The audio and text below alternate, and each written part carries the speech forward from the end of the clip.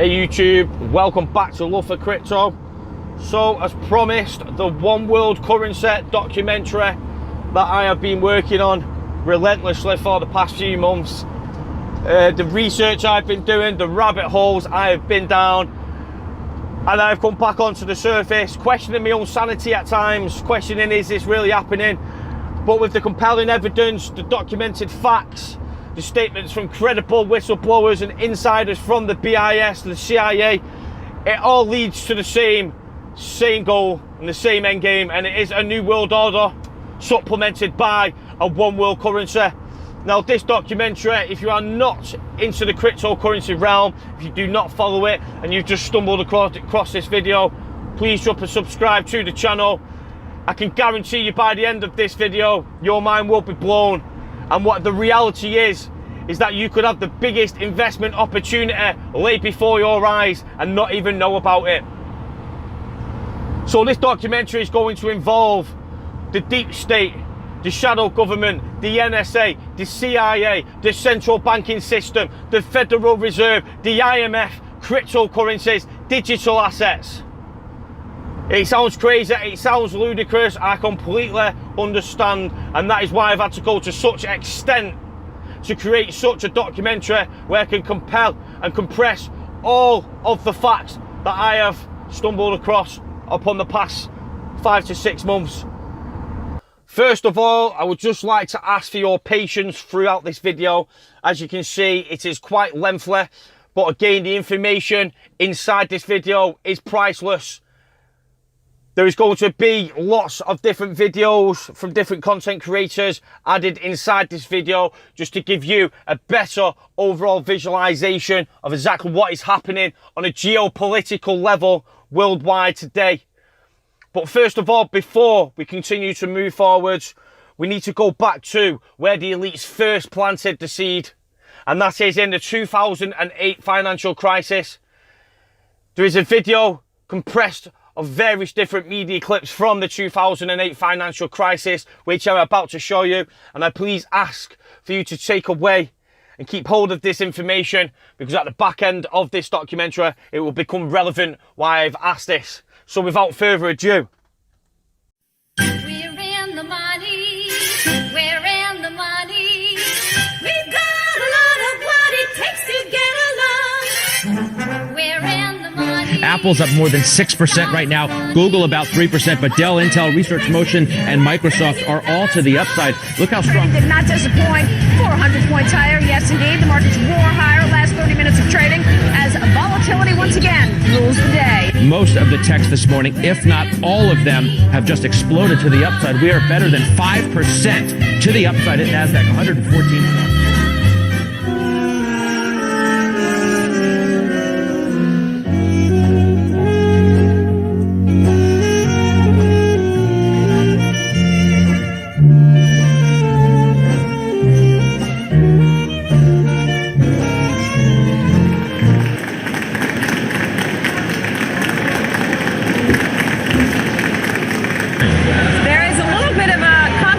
Down here about there being no bell. Our market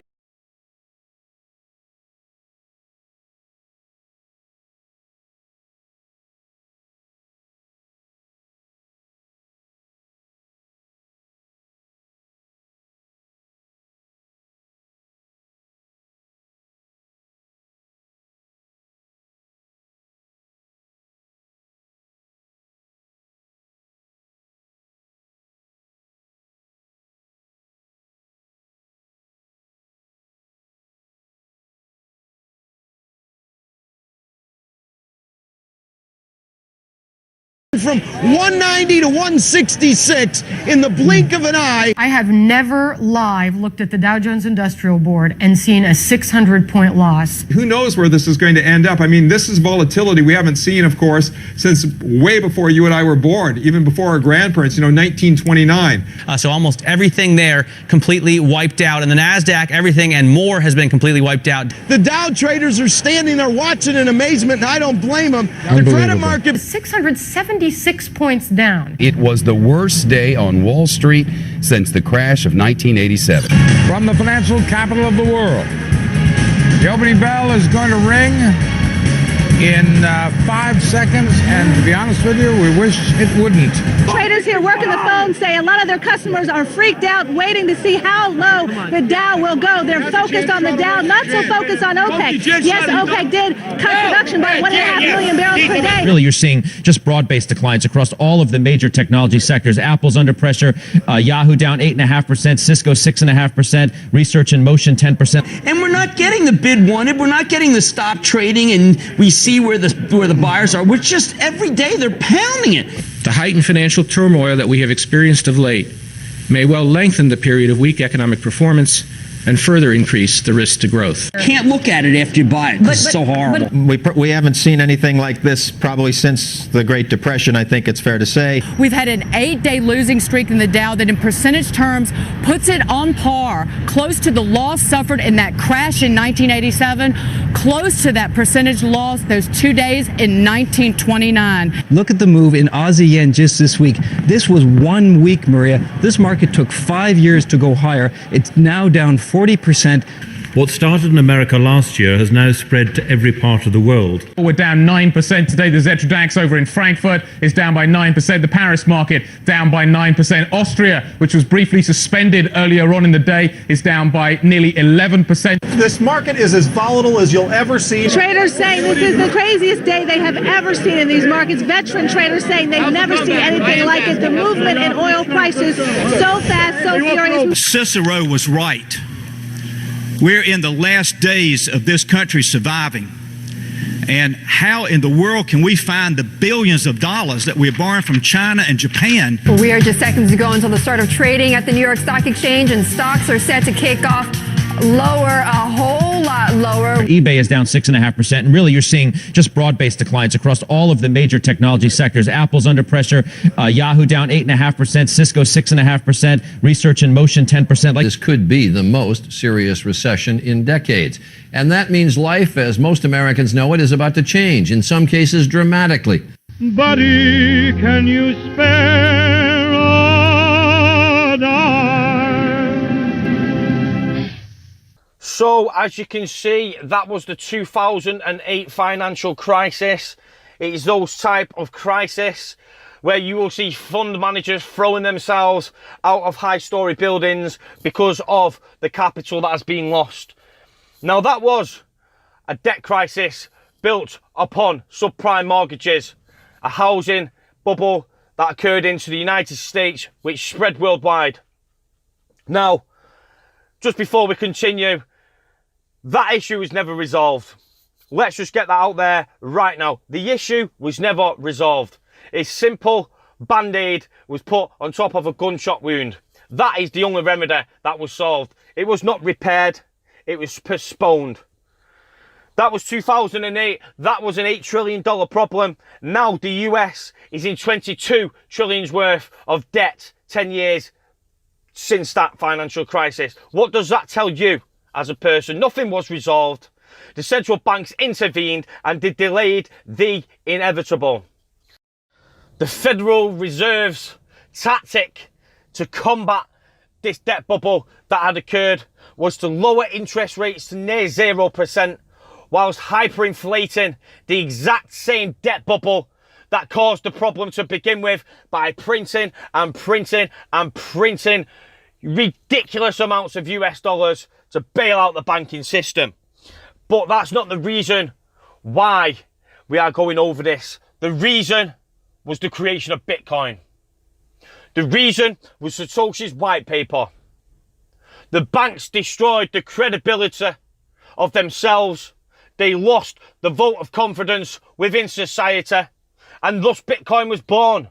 Down with the banks, down with the governments. Let's take the power from the banks and put it into our own pockets with a cryptography designed algorithmic base that would prevent any one entity from having control of your money.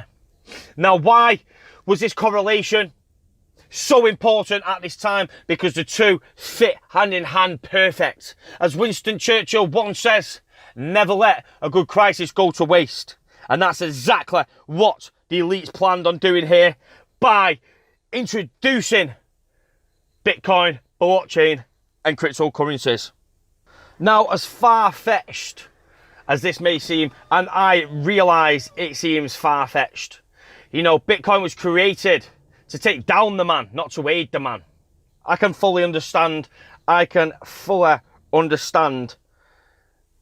people's mind frames on that situation, but the elites have regained control of the monetary system for decades, for centuries.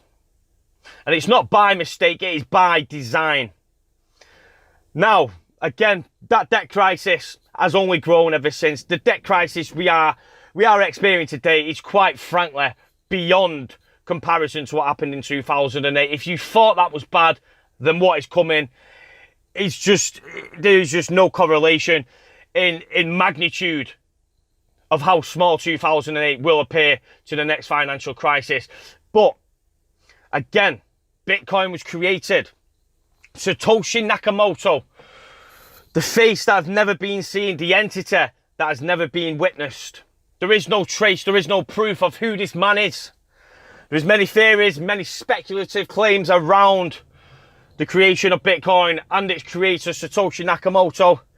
And I can understand when I say it's the elite's plan to introduce Bitcoin, when Bitcoin was actually in fact developed to bring down the elites. That's what they want you to believe.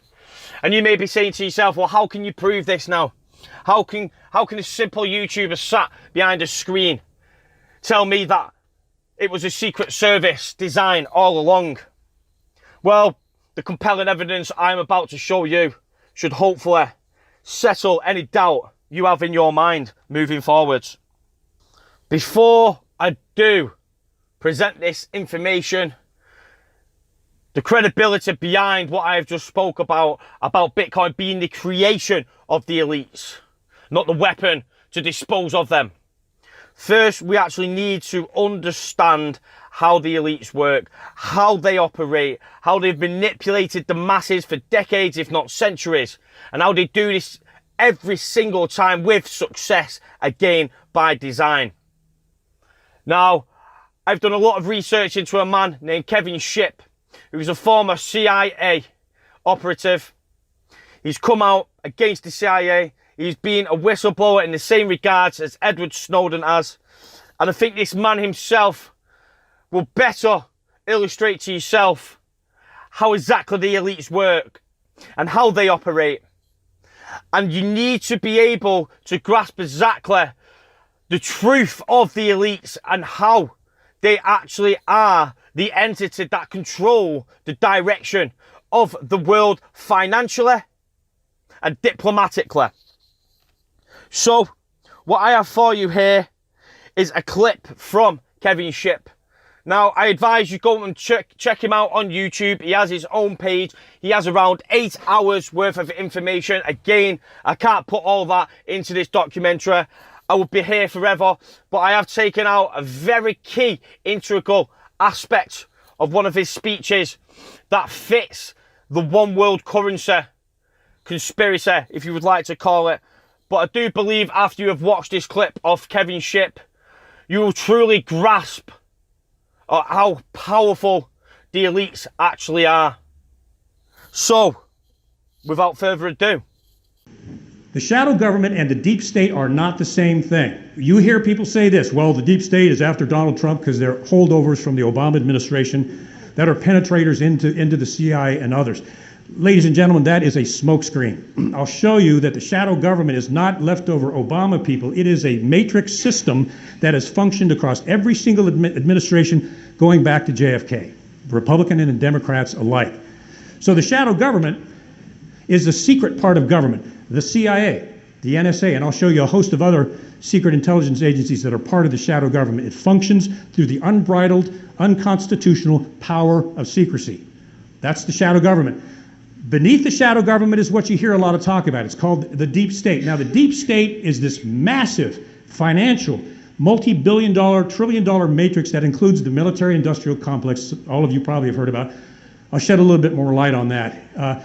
The deep state functions in the same matrix connected to the shadow government, but much of the time the shadow government rules the deep state through the power of secrecy. Secrecy agreements, the state secrets privilege, and other things. So they are intimately connected in running our government behind the scenes. They manipulate our elected government behind the scenes. Now that is a dramatic statement.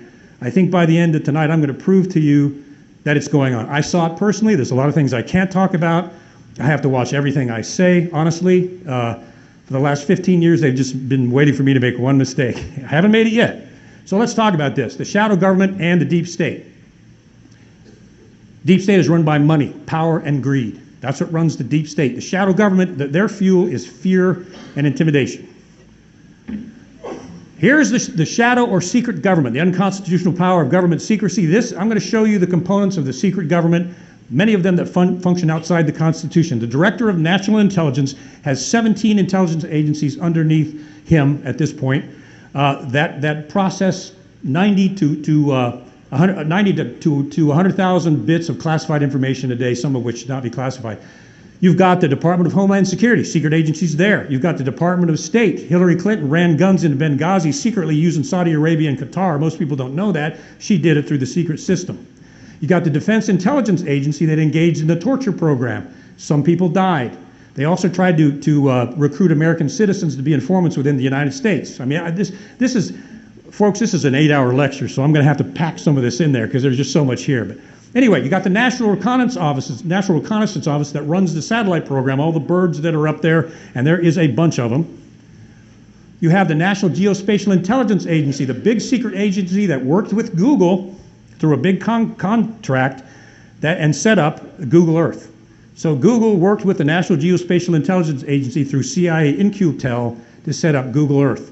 So you think it's only Google watching you? It's not.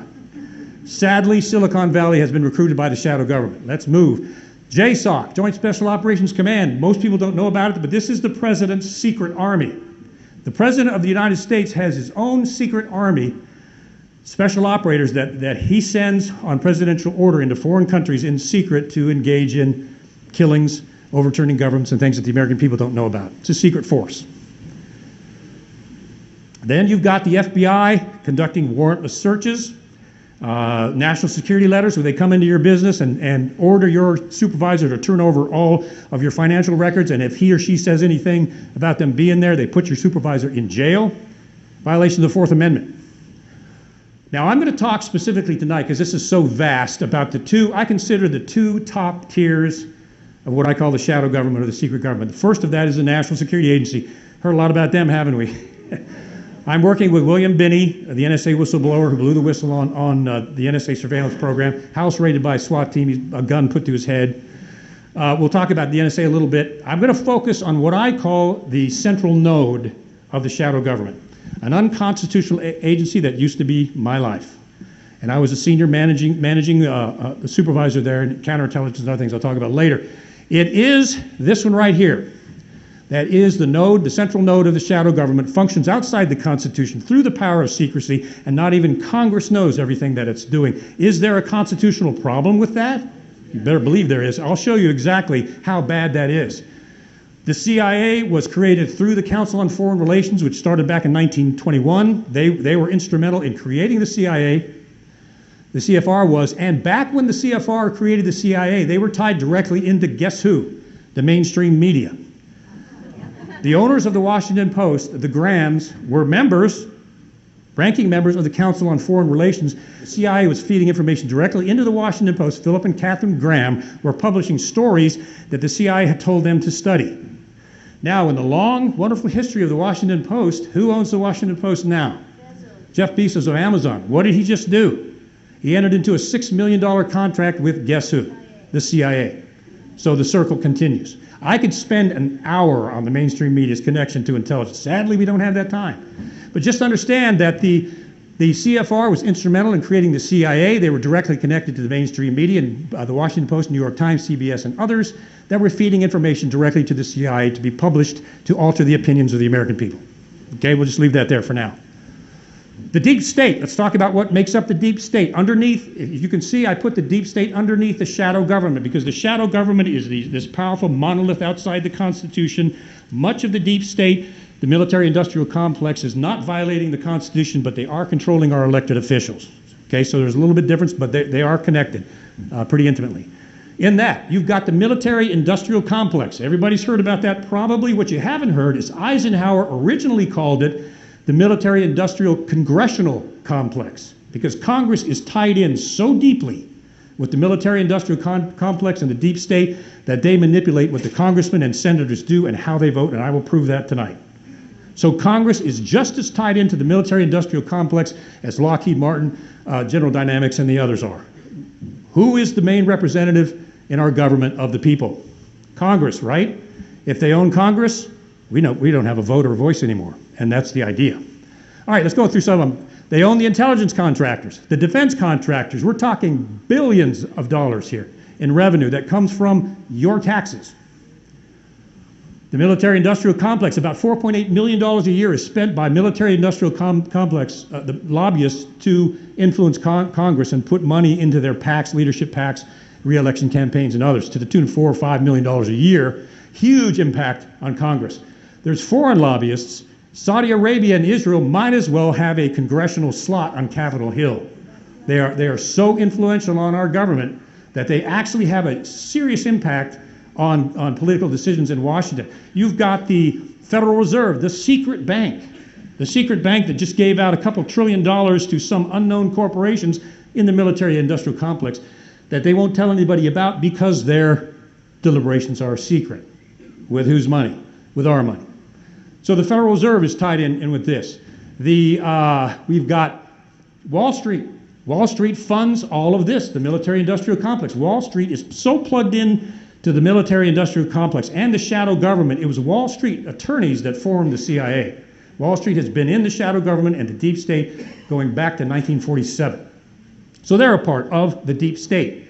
You've got the central banks connected to the Federal Reserve. The Federal Reserve is connected to the International Monetary Fund and the World Bank because the CFR's stated goal was eventually and still is an economic global government. And they're merging through special drawing rights into digital currency eventually. And that's where that started.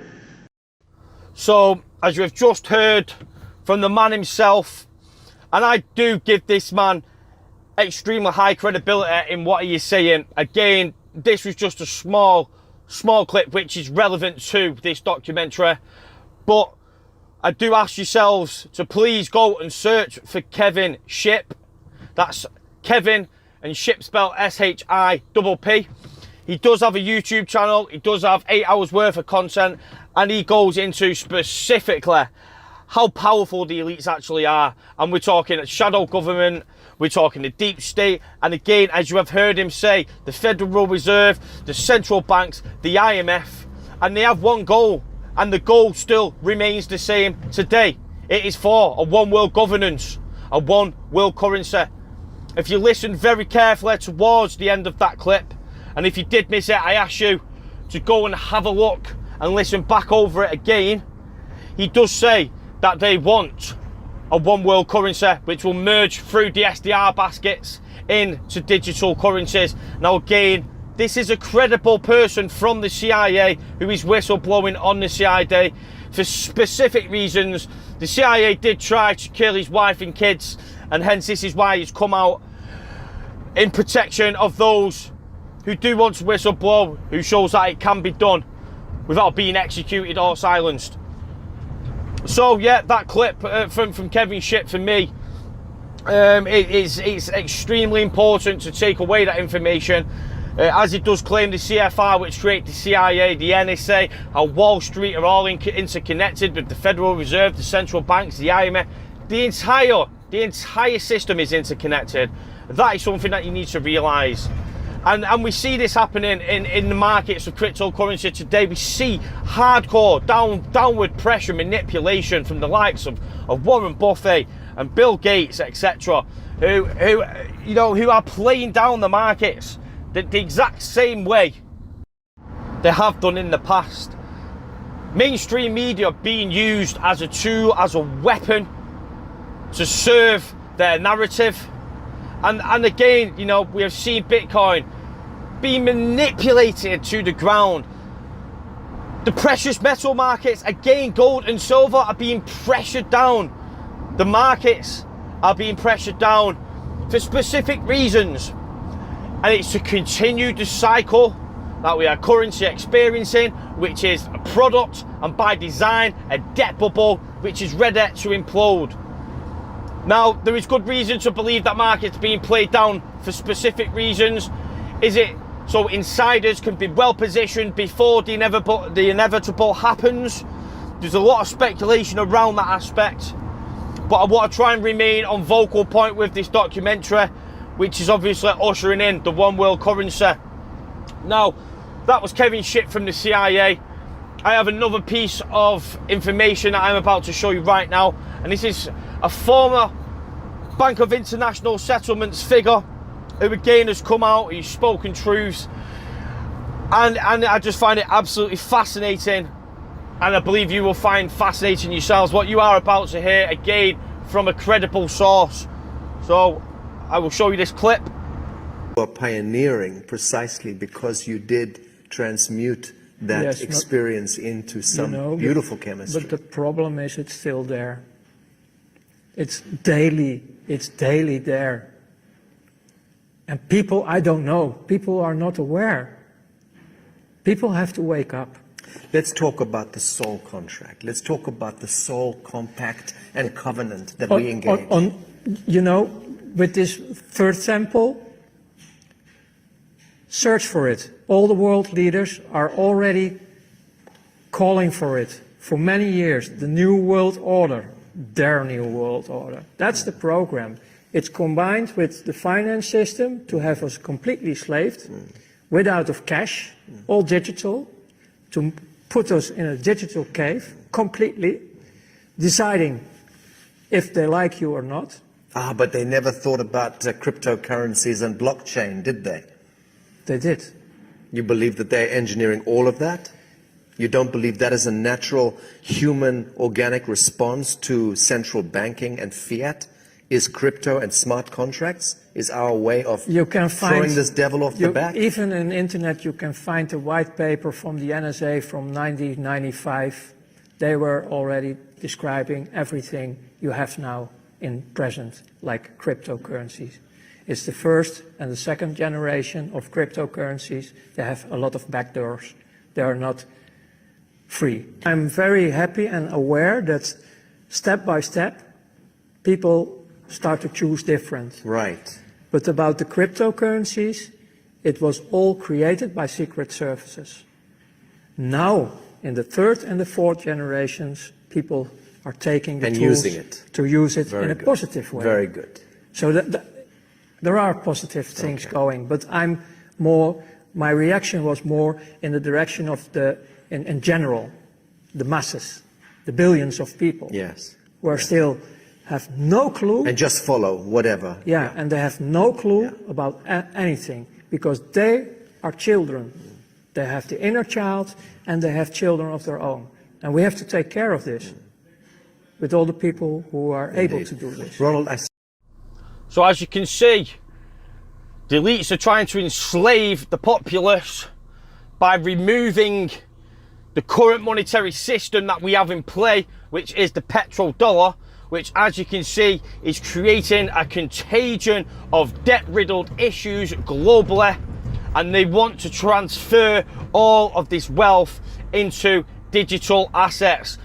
Now, they don't specifically say which digital asset has been chosen, but if you follow Ripple and XRP, and especially going back on what I've talked about up until this point in regards of the deep state, in regards of the IMF, in regards of the NSA, central banks, Federal Reserve, which company is working with all of these entities as we speak currently today, improving financial payment systems, creating a new form of liquidity, which, may I add, when the financial markets do collapse, liquidity will be the greatest. And when I say the greatest issue that will follow will be the liquidity. There will be no liquidity. As the Federal Reserve starts to increase rates with quantitative tightening, it will dry the liquidity of the financial markets, which will be masterfully masterminded and architected in such a way that liquidity will be the real key driver of failure. Now, as we've just heard from an insider from the Bank of International Settlements, in fact, he was working for them rather than an insider. He's obviously left the organisation since. And we've heard from the CIA. They both have compelling stories to tell, each to their own. Again, you'd have to go and look into these figures themselves. I've just used basically the most basic of statements from themselves, obviously just to use for this documentary. As you can appreciate, there is a lot of information. And like I say, I'm just trying to make this into a digestible piece where you can sort of get the overall picture of what exactly is happening here. But again, those are two compelling pieces of information. And more importantly, as it was stated in the Bank of International Settlements figure, they say, is blockchain not the answer to the central banking problem through the central banking debt that they have created worldwide contagion of? You know, there's been easy money been printed out from central banks at zero interest rates, but now all that money does need to come and be paid back. And when the Federal Reserve start the tightening process, which they already are doing, then you will soon see that all of this easy money that has been borrowed in emerging markets, been borrowed on the cheap interest rates, is starting to turn. And we can see this as already, you know, the contagion is already spreading worldwide as we speak, as this documentary is being made. So far then, in this documentary, we've covered the financial crisis of 2008, thus the birth of Bitcoin, or so they wanted you to believe, as I did state earlier. Now, I've shown you exactly who Deep State and the shadow government are, the two and two combined together. The NSA, the CIA created from the CFR, it is all one big interconnected network of elite. And that's how it is. Now, I told you before, I've shown you the two figures who have spoken, one from the CIA and one from the Bank of International Settlements. And I'm hoping by this point you can actually grasp that there may be some foundation to what I am saying when I claim that Bitcoin and blockchain and cryptocurrencies is in fact an NSA design. And what you are seeing right before your eyes is a 1996 white paper dictating and explaining everything that we see today in blockchain and cryptocurrencies. Satoshi Nakamoto is a masked person. Nobody knows who he is, where he came from, his credentials, his background, his history. He is a ghost in the system. He does not exist. Now, this is 2008, again, the perfect setup to introduce such a technology. If the elites was to roll out this technology to the masses, making the masses aware of what the technology was, the people would not adopt their technology. But deceitfully, yet again, the elites have come on top and manipulated the masses into adopting their very own technology. And that is the conception that people seem and people fail to even give attention to. They believe Satoshi Nakamoto's the saviour, the big ultimate battle against the central bank system, when in fact it was their design to begin with.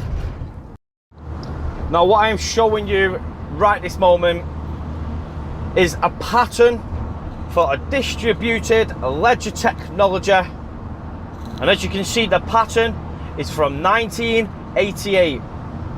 Now, prior to this information, I've shown you a NSA white paper for blockchain and cryptocurrencies from 1996, which is obviously 8 years afterwards from the pattern that I am showing today. Now, the pattern I am showing you right now is from the one and the only David Schwartz.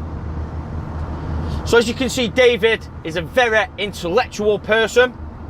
He works for the NSA, and this is documented facts that even Ripple themselves, which I am showing you now, have listed for their network of staff. And as you can see, it clearly states that David Schwartz was working for the NSA, building cryptographic solutions on their behalf. Now, this is a direct link to Ripple in what I am speaking to you about today. David Schwartz is an integral part, an integral key in what I am trying to speak and trying to let you, as the population, understand. So we have the NSA, we have David Schwartz, we have cryptocurrencies, which is an NSA designed to begin with. We have Bitcoin, which was to get the masses on board with the technology, to get them on board with blockchain, to help them devise and use it as a tool of their own accord. David Schwartz has come from the NSA. He's now employed by Ripple. Now, I'm not trying to link David Schwartz with the New World Order. I'm just simply piecing together information that we have available in the public domain that we can try and connect dots together with. Now, finally, before we do move forwards, there is a man named Arthur Britto, who is the co-founder of Ripple, who's the co-founder of Polysign, which is a custodian service, which is something which will be held of high value moving forwards into the future. Custody is where the key lies in holding digital assets in a secure manner. Now, again, Arthur Britto, as I mentioned, was a co-founder of Ripple, but again, he is another masked person. He has no academic background, he has no photographs online, he has no history.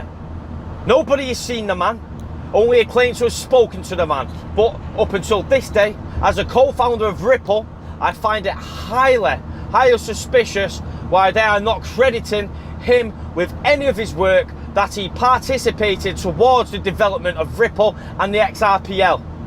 He's a ghost, the same ghost as that Satoshi is. Hey, who is Satoshi? Who is Arthur Britto? They are two dominant and predominant people in this environment today who we do have no information for whatsoever.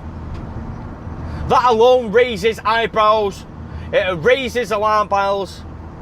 I mean, come on, people, we're talking about revolutionary technology created by entities where we have no recollection of where they came from. If that does not sound like Secret Service to you, then I do not know what Secret Service. They are secret for a reason. They move in ways where the public will never know in how they have moved. Now, we've had two predominant speakers from the CIA and from the International Bank of Settlements, the BIS, who have clearly spoke about a one world order, a one world currency. They've clearly stated it is a Secret Service development, and yet the two people, Arthur Britto and Satoshi, the people who have created a revolution, to this day are not present.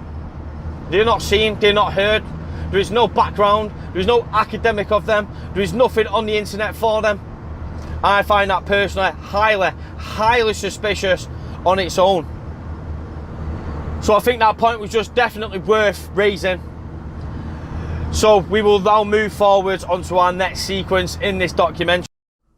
And just before we leave this topic about Arthur Britto, as you can see in front here, this is one of the blocks created on XRPL long time ago. Was Arthur Britto drip feeding us clues about what the true purpose of XRPL was designed for. So far in this documentary, all we have heard is conspiracy and possibilities of what might actually happen moving forwards. But in this chapter, I'm going to show you people, the president himself, the managing director of the IMF, alongside with documented facts of exactly where this technology is leading us, from the World Bank to the Federal Reserve to SWIFT, which is the money processor of the planet, transferring over $6 trillion per 24 hours in volume. Now, again, as I stated, up until this point, it has been mere speculation and conspiracy. But in this chapter, I'm going to show you facts and speeches where we are ushering in the one world currency. So first of all, this is Kevin's story And what he's explaining is the current status of the United States dollar acting as a reserve currency. Now, in order for the US dollar to first be removed as the reserve, we need conditions set in place that will help aid this process in as being as much as a smooth transaction as possible. So this clip here will help you understand in small detail about the monetary reset and also how they plan in executing the monetary reset. 14 signs pointing to the global currency reset, and just to cover this area of the one of the signs that we believe there's a big negotiations going on behind the scene to restructure the world's financial system. And these have been going on for years, maybe even some decades, and that this restructuring is taking place and is being put in place and is being accomplished. But the things that we can look for certain signs that it's about to happen, because these are the things that would be happening if we had a global currency reset. One is we would see the US dollar diminished as a global reserve currency. The United States has been handling that the world does 64% of its total volume of business in the US dollar. And so the US dollar is a reserve currency, like several other currencies are reserve currencies, but it is the global reserve currency, the principal global reserve currency. So what we would see is that would be happening. Why? Because they're beginning to bring in China and other nations into the economic world system, and when they do that, we have to decrease because they're going to increase. And so we would see a diminishing of the global reserve currency, but in order to do that, that would in itself would just hurt everything, because why? We need it. We need that currency. So what we have to do simultaneously is a new currency has to replace it, and that is going to be the SDR, special drawing rights from the IMF, is going to be introduced as a part of the replacement for the USD. And so we have the SDR being released, so we're watching for signs that the SDR is increasing in the number of deals and people using it and all of that. And we will see that if this is happening, we'll see that happening. Then. So as you can see, in order for the US dollar to give up its reserve status, we need to increase demand in other forms of currency. Now, a lot of you won't understand what SDR basket means at this point, and we will cover this a little bit later on into the documentary. But moving forward, we are now going to turn to more credible and more high-seated officials in the monetary system. And first of all, we're going to go to President Trump himself. And if you listen very carefully and read between the lines, I'm sure you will grasp exactly the point he's making in this speech. I had a very, very good conversation, as most of you know, yesterday with the president of China. It was a very, very warm conversation. I think we are on the process of getting along very well, and I think that will also be very much of a benefit to Japan. So we had a very, very good talk last night and discussed a lot of subject. It was a long talk, and we are working on that as we speak. We have conversations with various representatives of China. I believe that will all work out very well for everybody, China, Japan, the United States, and everybody in the region. As far as the currency devaluations, I've been complaining about that for a long time. And I believe that we will all eventually, and probably very much sooner than a lot of people understand or think, we will be all at a level playing field. Because that's the only way it's fair. That's the only way that you can fairly compete in trade and other things. And we will be on that field, and we will all be working very hard to do great for our country. But it has to be fair, and we will make it fair. So you have heard it from the President of the United States, who clearly states himself he's been complaining about the currency devaluations for a long time. And when we say this, today it appears to be even more relevant when you look at the likes of Argentina and Turkey and other various emerging markets, Russia, China, all the currencies are being devaluated as we speak. And this is something that cannot continue, and this is something that is happening because of the United States dollar acting as the world reserve. Now you can see yourself from the president, who clearly states that things will be changing and it will happen a lot sooner than people may realise. Now, is this the grand scheme that the elites have been planning? Is this going to be the monetary reset that we hear about of numerous economists worldwide? Well, we have some other further compelling evidence as well to show you, which will support this theory. At this point, we will turn to Lynette at ITM Trading. Please, if you do not follow her, give her a subscription on YouTube. She has a lot of detail, and she's a person who is keeping a close eye on this monetary reset, and she will help aid you in gaining the information you need to see.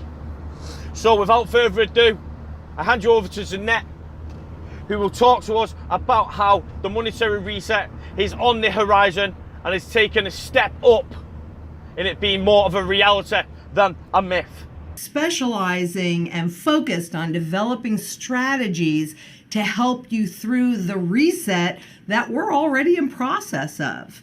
And today we're going to talk more about what's happening in the emerging markets, because quite frankly, in my opinion, with the contagion, we have now gone to a new level in the fiat money reset. And so it's really important to understand what supports this whole fiat money system. And we know that it's based on the full faith and credit of the government. In other words, the confidence, you have to have confidence in the government and in the central banks to repay that debt, or you have some problems. And they are having problems in droves in the emerging markets. Now, we've been talking, and the links are below to the 2 previous videos that I've done on this emerging market issue. But we have ratcheted up to a new phase with a full 13 different currencies, fiat currencies, that are now participating in this route. So even Wall Street is recognizing the contagion. Now, the problem is, and you can see, this is Argentina, this is the Turkish lira, but the South African rand is at the worst August on record. The Indian rupee has hit fresh lows. The Indonesian rupiah falls to Asian crisis levels. That's back in the 90s. And all of these currencies are participating in Hong Kong and in China. And what do the central bankers have to fight this currency devaluation route? Oh my goodness, they have interest rates. So we now have Argentina that has the world's highest levels of interest rates at 60%. But what does that really mean? Well, who really manages the money? Money managers, Wall Street, bankers, people that work with other people's money. And the theory is that if they pay you enough interest, you'll ignore the risk to your principal. Think about that. See if you've actually done that. Because most people are coming, or many people anyway, are coming to these videos because they want to get a better understanding of the global economy and how each country is interconnected. And that's what we're looking at with this contagion. Why would you risk your principal giving it to a country that you absolutely know cannot pay you back just for that interest that they also probably can't ultimately pay? It doesn't make sense. But if you're working with other people's money, does it really matter that you're taking that risk to the principal? Because at the end of the day, as we experienced in 2008, when the markets implode, there is nothing you can do about it.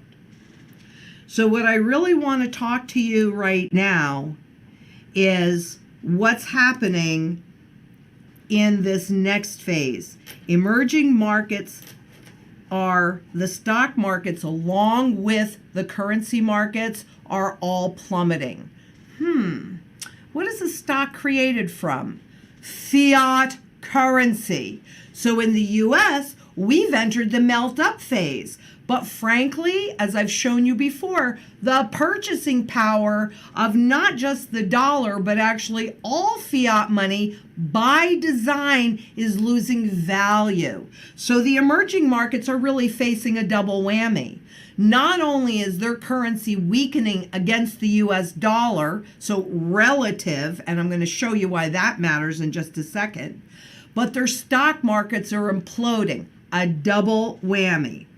Now, do you think that maybe, well, I don't really care because I don't think I have any emerging markets? I'd double check that if I were you. And let me show you why I actually say that. Because what we've got going on here is the growth of a new product area for Wall Street. What I want to point out is this is local currency debt, and you can see how much that's grown since '92. This is U.S. currency debt. This is debt that emerging markets took out in terms of U.S. dollars when the dollar was so much cheaper. We've talked about this quite a bit over the years. This is where we were at by the end of this, so that's even grown. More debt. And all of that new debt, as we know, that is how money is created in the current system, has created the emerging market equities, their stock market explosion. Those have been turned into products, MSCI products, and put into ETFs. They're ETFs on their own, derivative products, etc. They are inside of all sorts of things, like stock markets and bond markets, 401ks, 403bs, IRAs, pensions, any kind of product that has a mutual fund and ETF inside of it, most likely, you're going to need to double check on this, but most likely has a lot of exposure to the emerging markets, which Wall Street has been pushing quite intensely, as you can see. But at the same time, the risk has also grown. This is from an IMF report showing the level of distress in the emerging markets. And look at this. This red is high risk. This black is in distress. And look at how much that has expanded as we're told that the global economy is doing so well. Not here. Now, you might think that that really doesn't matter, but quite honestly, yeah, that's not really true. And what's happening, because in globalism, this all has to do with globalism. I remember them talking quite a bit about it in the 80s when I first became a stockbroker. And I thought, that's really not so good. But what they've done since then is they've created what they call a global value chain. And what that really did was it enabled corporations to look around the world and see where they could buy the cheapest labor. And then they went in, and that's exactly what they did. So it pushed the corporate costs down, and it exported deflation in wages. I mean, this is a big reason why we've had stagnant wage growth, because we didn't need to have explosive wage growth. I mean, why are we at one of the lowest levels of employment ever? And we can see that in many places around the world, and yet wages have not risen. Well, that's perfect for corporations because their products prices have gone up. That's how they gauge inflation. But wages have been stagnant. So because of that, you have this huge growth in global populism, which threatens the whole system and this global value chain. But what this value chain did by enabling corporations to go and buy that labor so cheaply, it actually hid a lot of the devaluation from the public that was actually happening to the currencies, even as wages were stagnant. Now look, at some point, you always have to pay the piper. And it appears that the piper is going to get paid now, because much of this debt, and this chart shows you the importing of the parts and components, and then the gold part up here shows you the exporting of the finished goods. So that creates a lot of cross-border dependency, but also cross-border contamination when things go very wrong, like we're seeing with the currency implosion in these different emerging markets. So where once they were able to hide this devaluation, now this very mechanism that they've been building since the 80s is likely to spread or transmit that global inflation. And once that kicks into gear rapidly, it happens as fast as that. So that's also why with the advent of the trade wars and the protectionism, I'm thinking, and I could be wrong about this, but I'm thinking that this could be used to justify the inflation that the whole globe is about to experience, which of course then will usher in the ultimate reset. But make no mistake about it, part of what's happening, and that's why I said that the central bank dominoes are starting to fall. In many cases, the measures that central banks have taken to try and support their currencies are being completely ignored by the market. The market's not listening to them anymore. Now, it happens to be in the emerging market region, and that piece is not yet happening in all 13 countries that are being impacted by this, but it is definitely happening in most of them, and that is spreading. So what happens when it comes home? Wherever home might be for you in this world, it will be coming home. We're all one big global family. And since it's that confidence in the central banks and the system that is maintaining things even where they are right now. They lose confidence, they lose everything. And that's the big problem. Central bankers have been concerned about this loss of confidence since the crisis. So they've been working voraciously to transfer risk from Wall Street to Main Street. Do they have enough of that risk transferred? We're going to find out, because it'll happen. We'll know about it. It'll be noticeable either when they've transferred enough risk or they lose control. This is telling me that the day of them losing control is upon us now. That's why I said I believe that we have gone to the next level in this global financial system reset, starting in the emerging markets. This is really huge. Keep in mind, China is part of that. So that was Lynette from ITM Trading. Again, if you don't follow her on YouTube, she's definitely worth a subscription. She's keeping a close eye on how things are developing in the economy, and as you just heard, she's a very intelligent woman who can help guide you through this process. So without quite going into the doom and gloom of what is upcoming, I still need to make you all aware that we are being prepared for this from even the highest figures in financial industries. Again, we've just heard from the president, but now we're going to concentrate more on the IMF. And remember, from back at the start of this documentary, you should now know who the IMF really are and who they answer to. So I'm going to pass you over to Christine Larange, who's the managing director of the IMF. There's going to be a couple of clips here that I've gathered for you, but again, it just shows that they really are preparing the world for the upcoming rise of digital assets.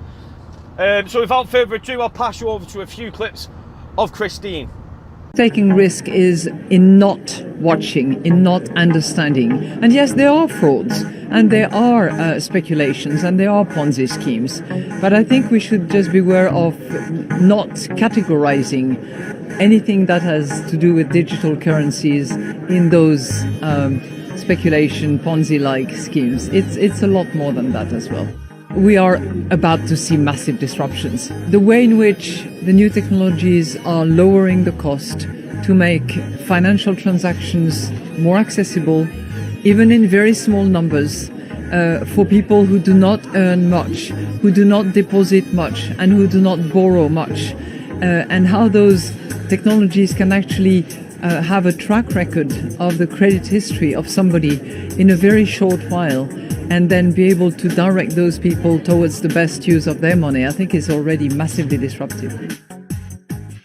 So in many ways, virtual currencies might just give existing currencies and monetary policy a run for their money.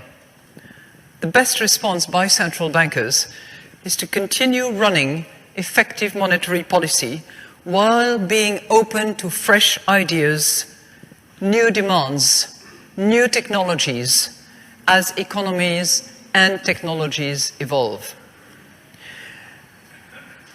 So while I completely agree with Minouche that you don't swim twice in the same water, yet you have to be aware that the waters are likely to change, and central banks have to adapt to those changes. And yet, why might citizens hold virtual currencies rather than those physical dollars, physical euros, or physical sterlings? Because it may one day be easier and safer than obtaining paper bills, especially in remote regions, and because virtual currencies could actually become more stable. Instead, citizens may one day prefer virtual currencies, since they potentially offer the same cost and convenience as cash, no settlement risks, no clearing delays, no central registration, no intermediary to check accounts and identities. If privately issued currencies remain risky and unstable, citizens may even call on central banks to provide digital forms of legal tender. So when the new service economy comes knocking on the Bank of England's door, will you welcome it inside? Will you serve tea? Or will you offer financial liquidity? Or all of the above? Christine, I wanted to ask you to say a bit more about the role of the IMF's special drawing rights. In the original vision of Keynes and Bretton Woods, they thought that the SDR would play a much bigger role in the international monetary system.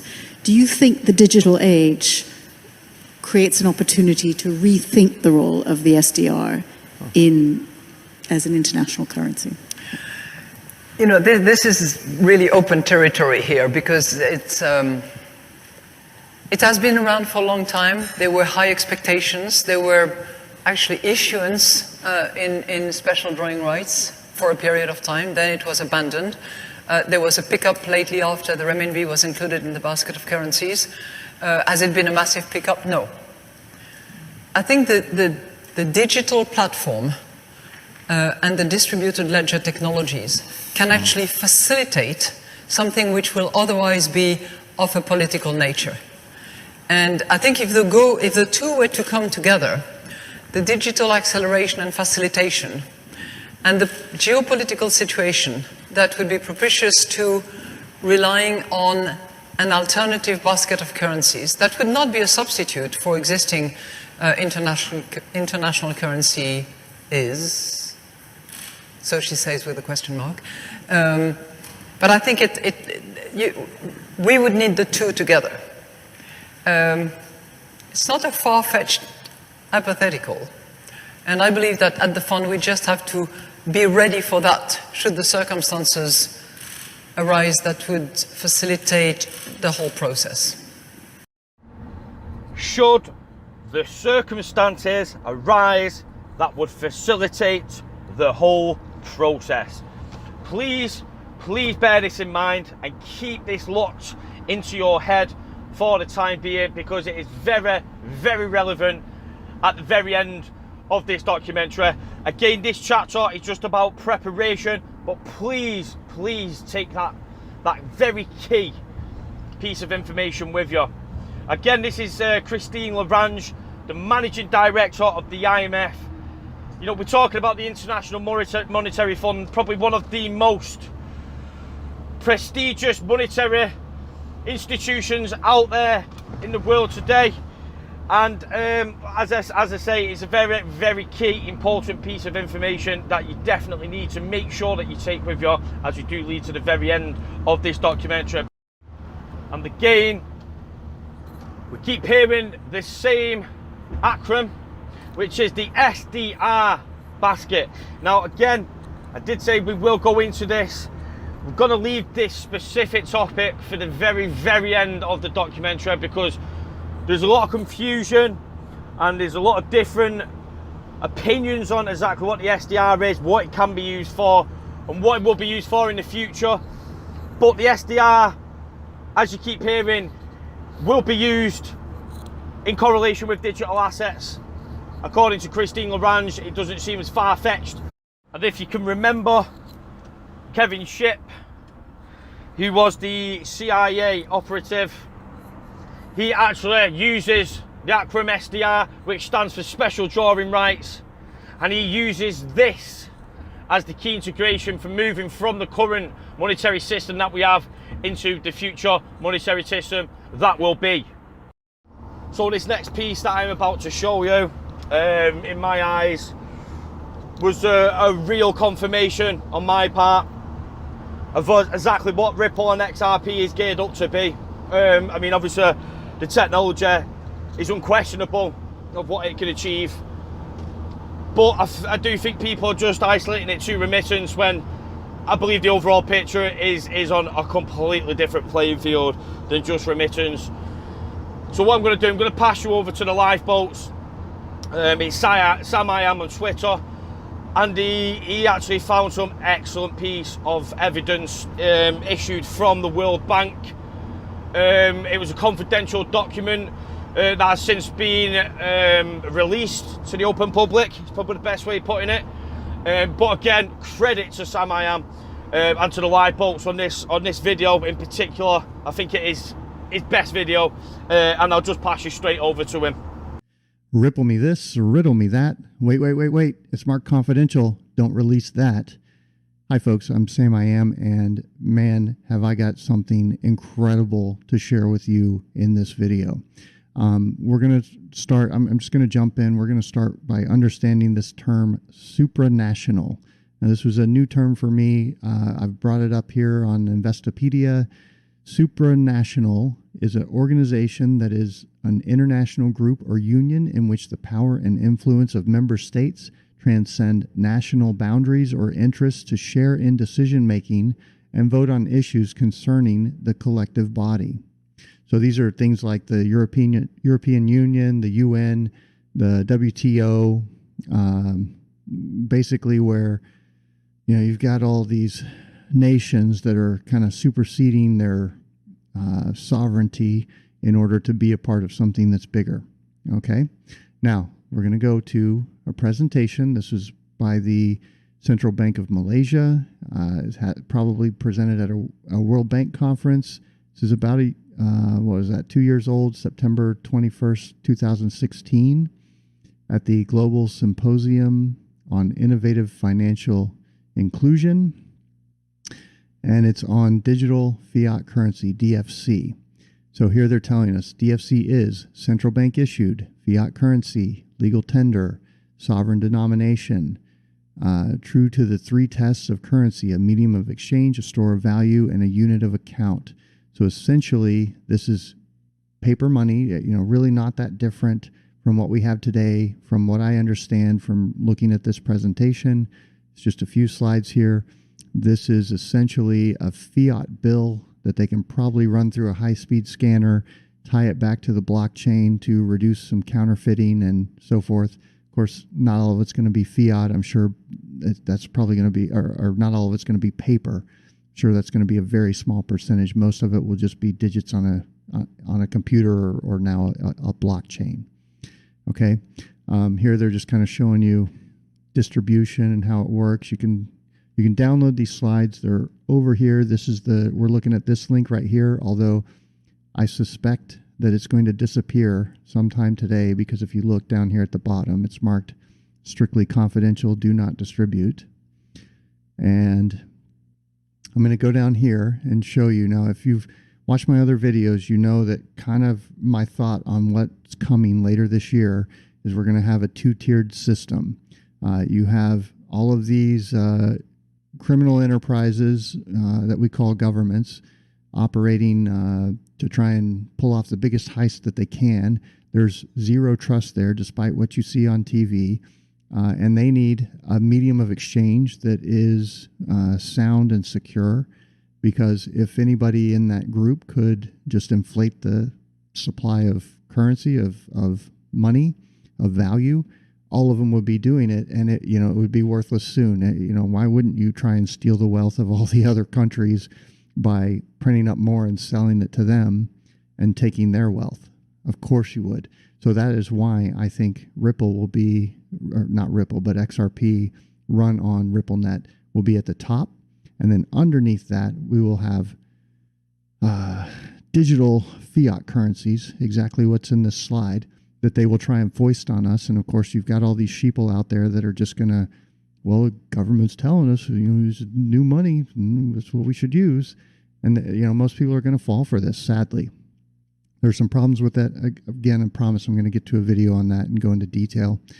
But I want you to look at this right here. What problems are we solving with a DFC? Number one right here, government and regulatory compliance enables central banks to sustainably perform core regulatory and monetary policy roles. Now, what is that? Well, typically they restrict and expand the money supply, which causes crashes and boom cycles in the economy. Those are not really natural things. That's due to federal or central bank interference in the marketplace, for the people that really understand it. And they're also, they need a currency, a blockchain-based currency that they control, that they can inflate and deflate at their whim.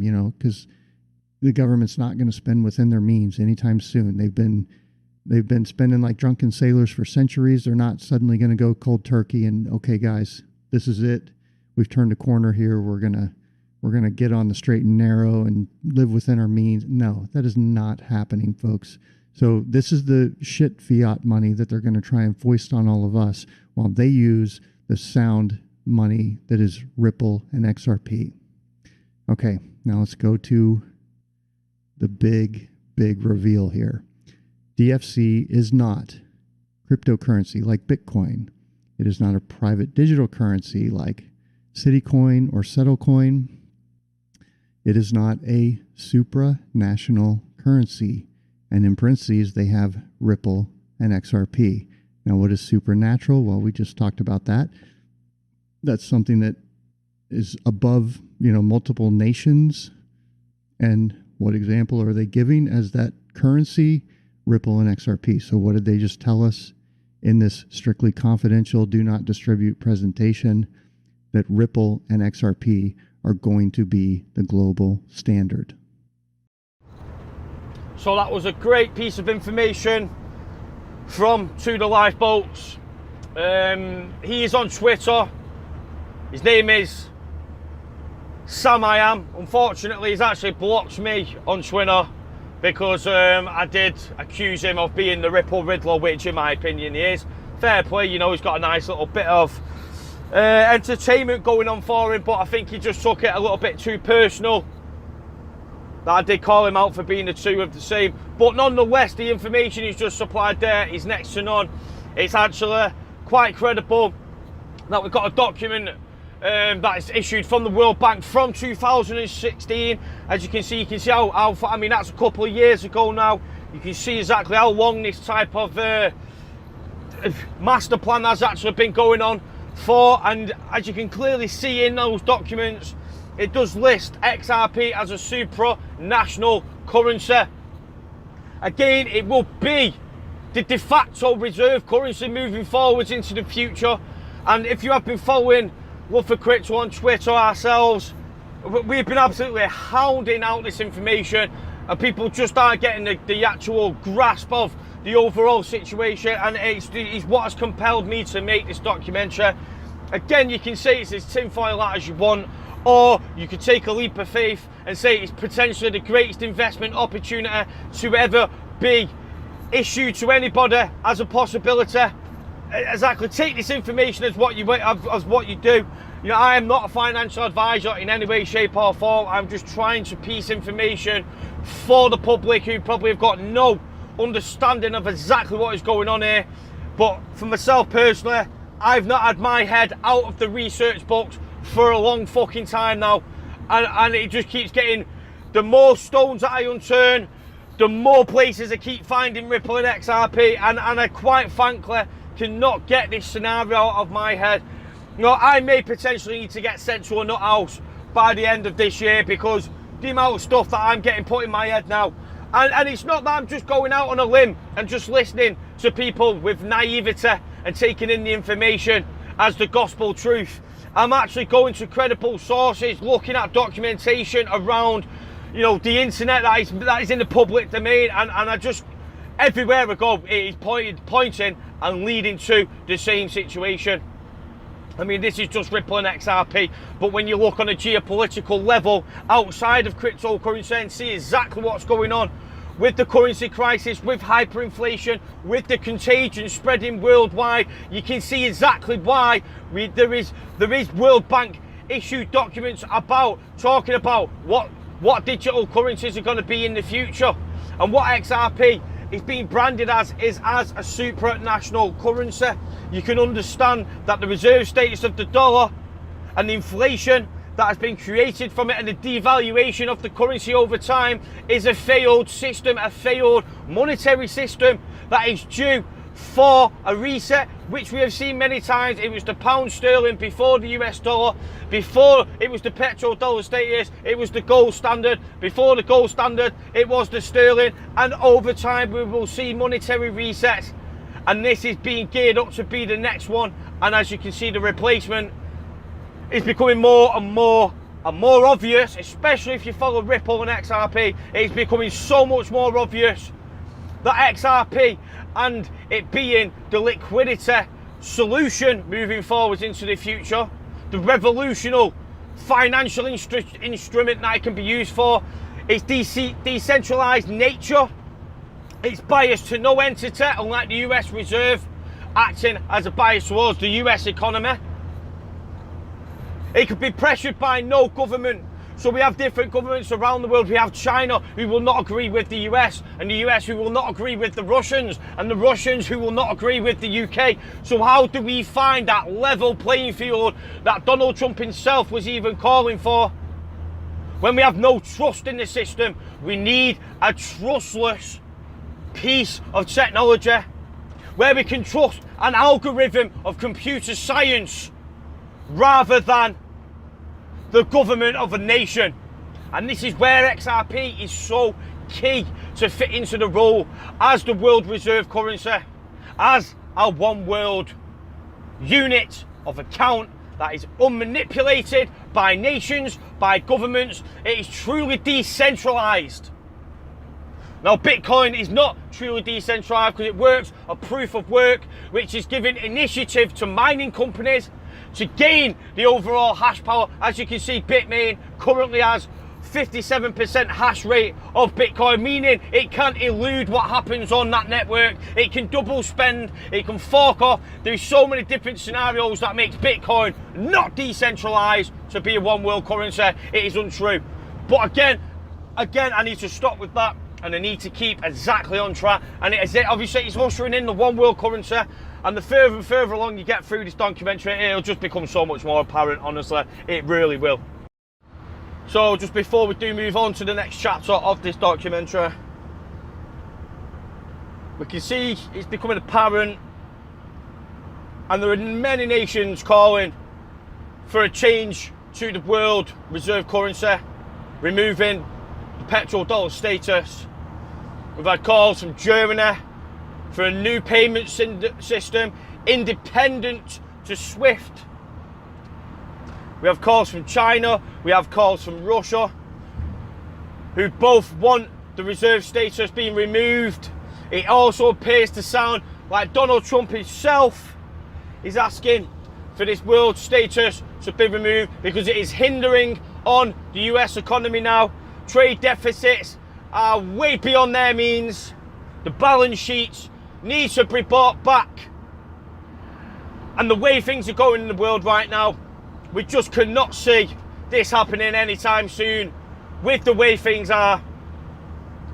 So going on to our next chapter, we are going to talk about exactly the exact crisis that we will be facing very shortly. And I'm not saying this is going to happen overnight, although it cannot be ruled out to happen overnight. I strongly believe with the Federal Reserve's monetary policy, quantitative tightening, I believe by the back end of 2019 we can start seeing this grand scheme start unraveling and start coming to fruition. So this next clip, again, this is another segmented piece, various different news clips from various different mainstream media, and it is basically highlighting the current conditions that we are now facing geopolitically. And I think this will give you a nice little bit of oversight of exactly the truth of what is happening globally as we speak.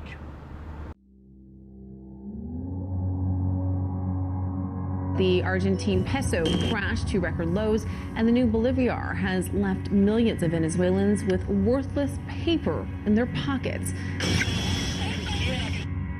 The Argentine peso falling yet again after the country's central bank raised interest rates from 45% to 60%. They are Latin America's third largest economy. They are teetering on the edge of default as they struggle to repay debts from heavy government borrowing. The Argentine government has reportedly asked the IMF to release a $50 billion loan to the government early, ahead of schedule, so they can avoid default. Now, the peso has taken a dive to 39 pesos to $1 US.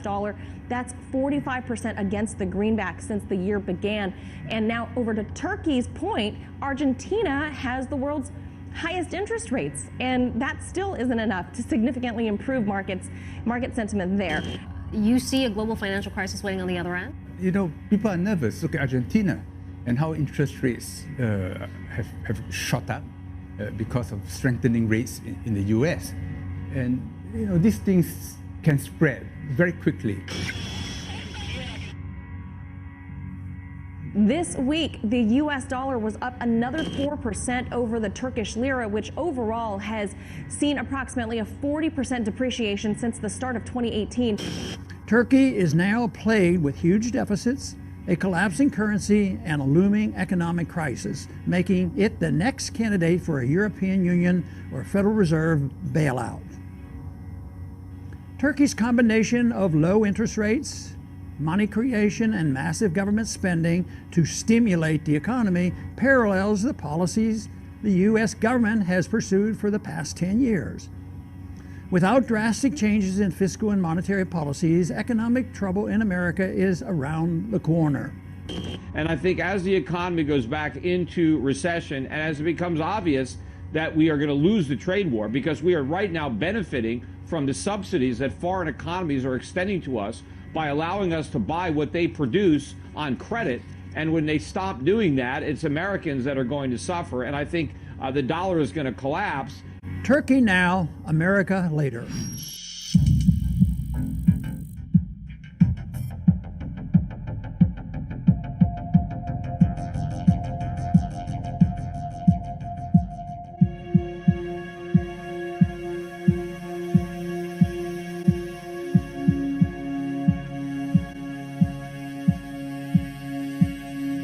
After a little bit of a lull, the international currency crisis is back with a vengeance. Currencies are collapsing in Argentina, Brazil, India, Turkey, and other emerging markets, and central banks are springing into action. It is being hoped that the financial chaos can be confined to emerging markets so that it will not spread to the United States and Europe. But of course, the global financial system is more interconnected today than ever before. The massive wave of debt defaults in emerging markets would inevitably have extremely serious consequences all over the planet. It would be difficult to overstate the potential danger that this new crisis poses for all of us. Emerging market economies went on an unprecedented debt binge over the past decade, and a high percentage of those debts were denominated in US dollars. As emerging market currencies collapse, it is going to become nearly impossible to service any debts denominated in US dollars. And that could ultimately mean absolutely enormous losses for international lenders. Our system tends to do fairly well as long as everybody is paying their debts. But once the dominoes begin to tumble, things can get messy really quickly. Let's start our roundup today with India. While India is currently not in as bad shape as some of the other emerging markets, the truth is that they could get there pretty rapidly if they keep going down this path. On Thursday, concerns about rising oil prices drove the Indian rupee to a brand new all-time record low. The Indian rupee fell to a record low on Thursday morning, following a declining trend all year, which economists attributed to rising oil prices, broader emerging market concerns, and strong month-end dollar demand. It slid to 70.8100 against the dollar after a previous new low just a day before at 70.475. That marked a 10.97% decline since the start of the year. But at least India is doing much better than Argentina. The Argentine peso collapsed to another all-time record low on Thursday, and at this point it has fallen more than 45% against the US dollar so far this year. The peso is down more than 45% against the greenback this year, exacerbating pre-existing fears over the country's weakening economy, while inflation is running at 25.4% this year.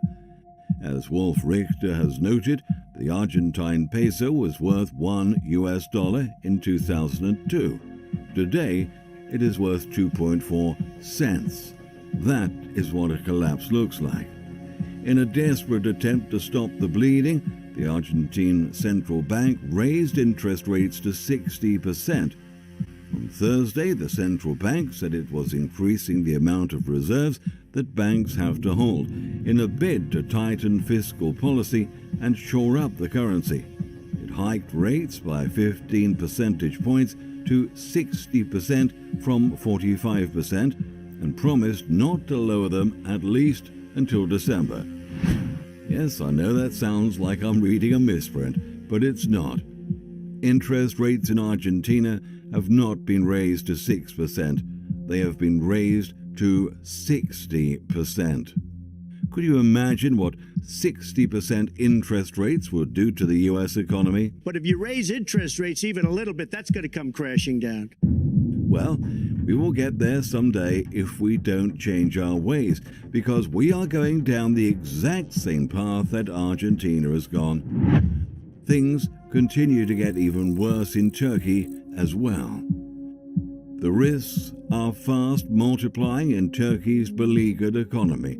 In a clear sign of deterioration, Turkey's economic confidence index plunged 9% month on month to 83.9 points in August, its lowest since March 2009. The country's currency, the lira, resumed its downward spiral, and Moody's downgraded 20 financial institutions in Turkey.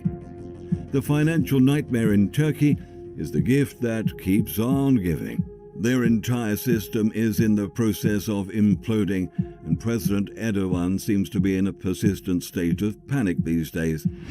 Also on Thursday, the Brazilian central bank directly intervened in the market to keep their currency from plunging to another new all-time record low. The bloodbath in Argentina and Turkey is evident in Brazil, also where Bloomberg reports that the central bank just intervened for the first time since June 22nd. BCB reportedly intervened at 4:20, quote, to provide liquidity, unquote, adding that intervention, intensity and frequency will depend on the market. The BCB also attempted to provide some confidence by reaffirming that monetary policy is not directly linked to recent market shocks.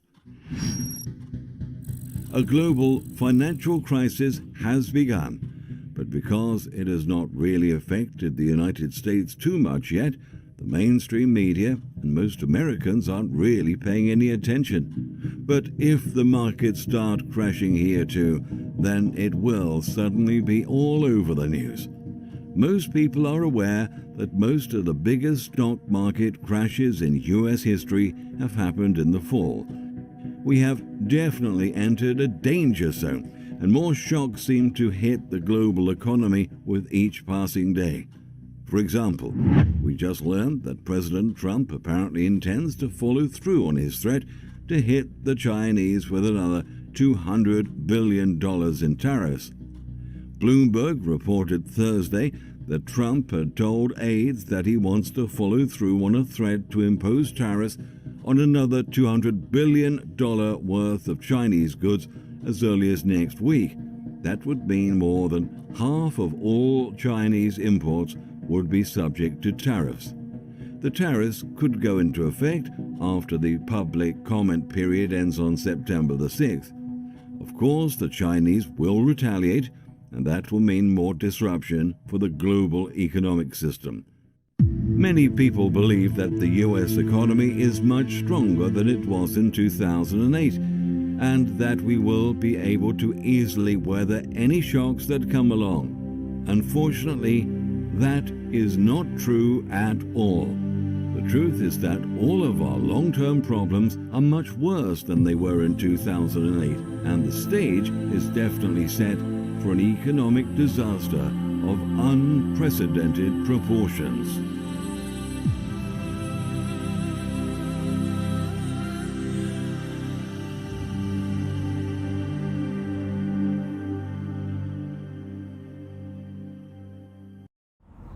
So as you can see, the currency crisis worldwide is real. The contagion is spreading as we speak. Interest rates are spiraling out of control. It's becoming more relevant as the days go by just exactly how deep in trouble the US dollar really is. Although it may not seem apparent just yet, the contagion is spreading. We're all interconnected with each other, and the central bank dominoes are falling one by one. Now, if you remember, it was the central banks that bailed out the banks last time, but in this scenario, it will be the IMF to bail out the central banks. Now, if you can remember when I told you to keep to mind exactly what Christine Larange said on the last clip that I've shown you of her, should the circumstances arise that would facilitate the whole process. Now, if you can imagine the severity of exactly how bad this next financial crisis is going to be, then one could say it would be the perfect scenario to usher in a new world currency. I mean, let's face it, when this currency crisis has spread worldwide, has spread to the euro, the euro central bank system has collapsed. The US dollar has been undermined as a reserve currency due to the epic fail that it will have caused on the entire political and geopolitical level, creating mayhem in the financial industry. Liquidity will be the real cause of failure. There will be no liquidity. Financial markets may possibly cease to trade. Stock markets worldwide will be closed and postponed.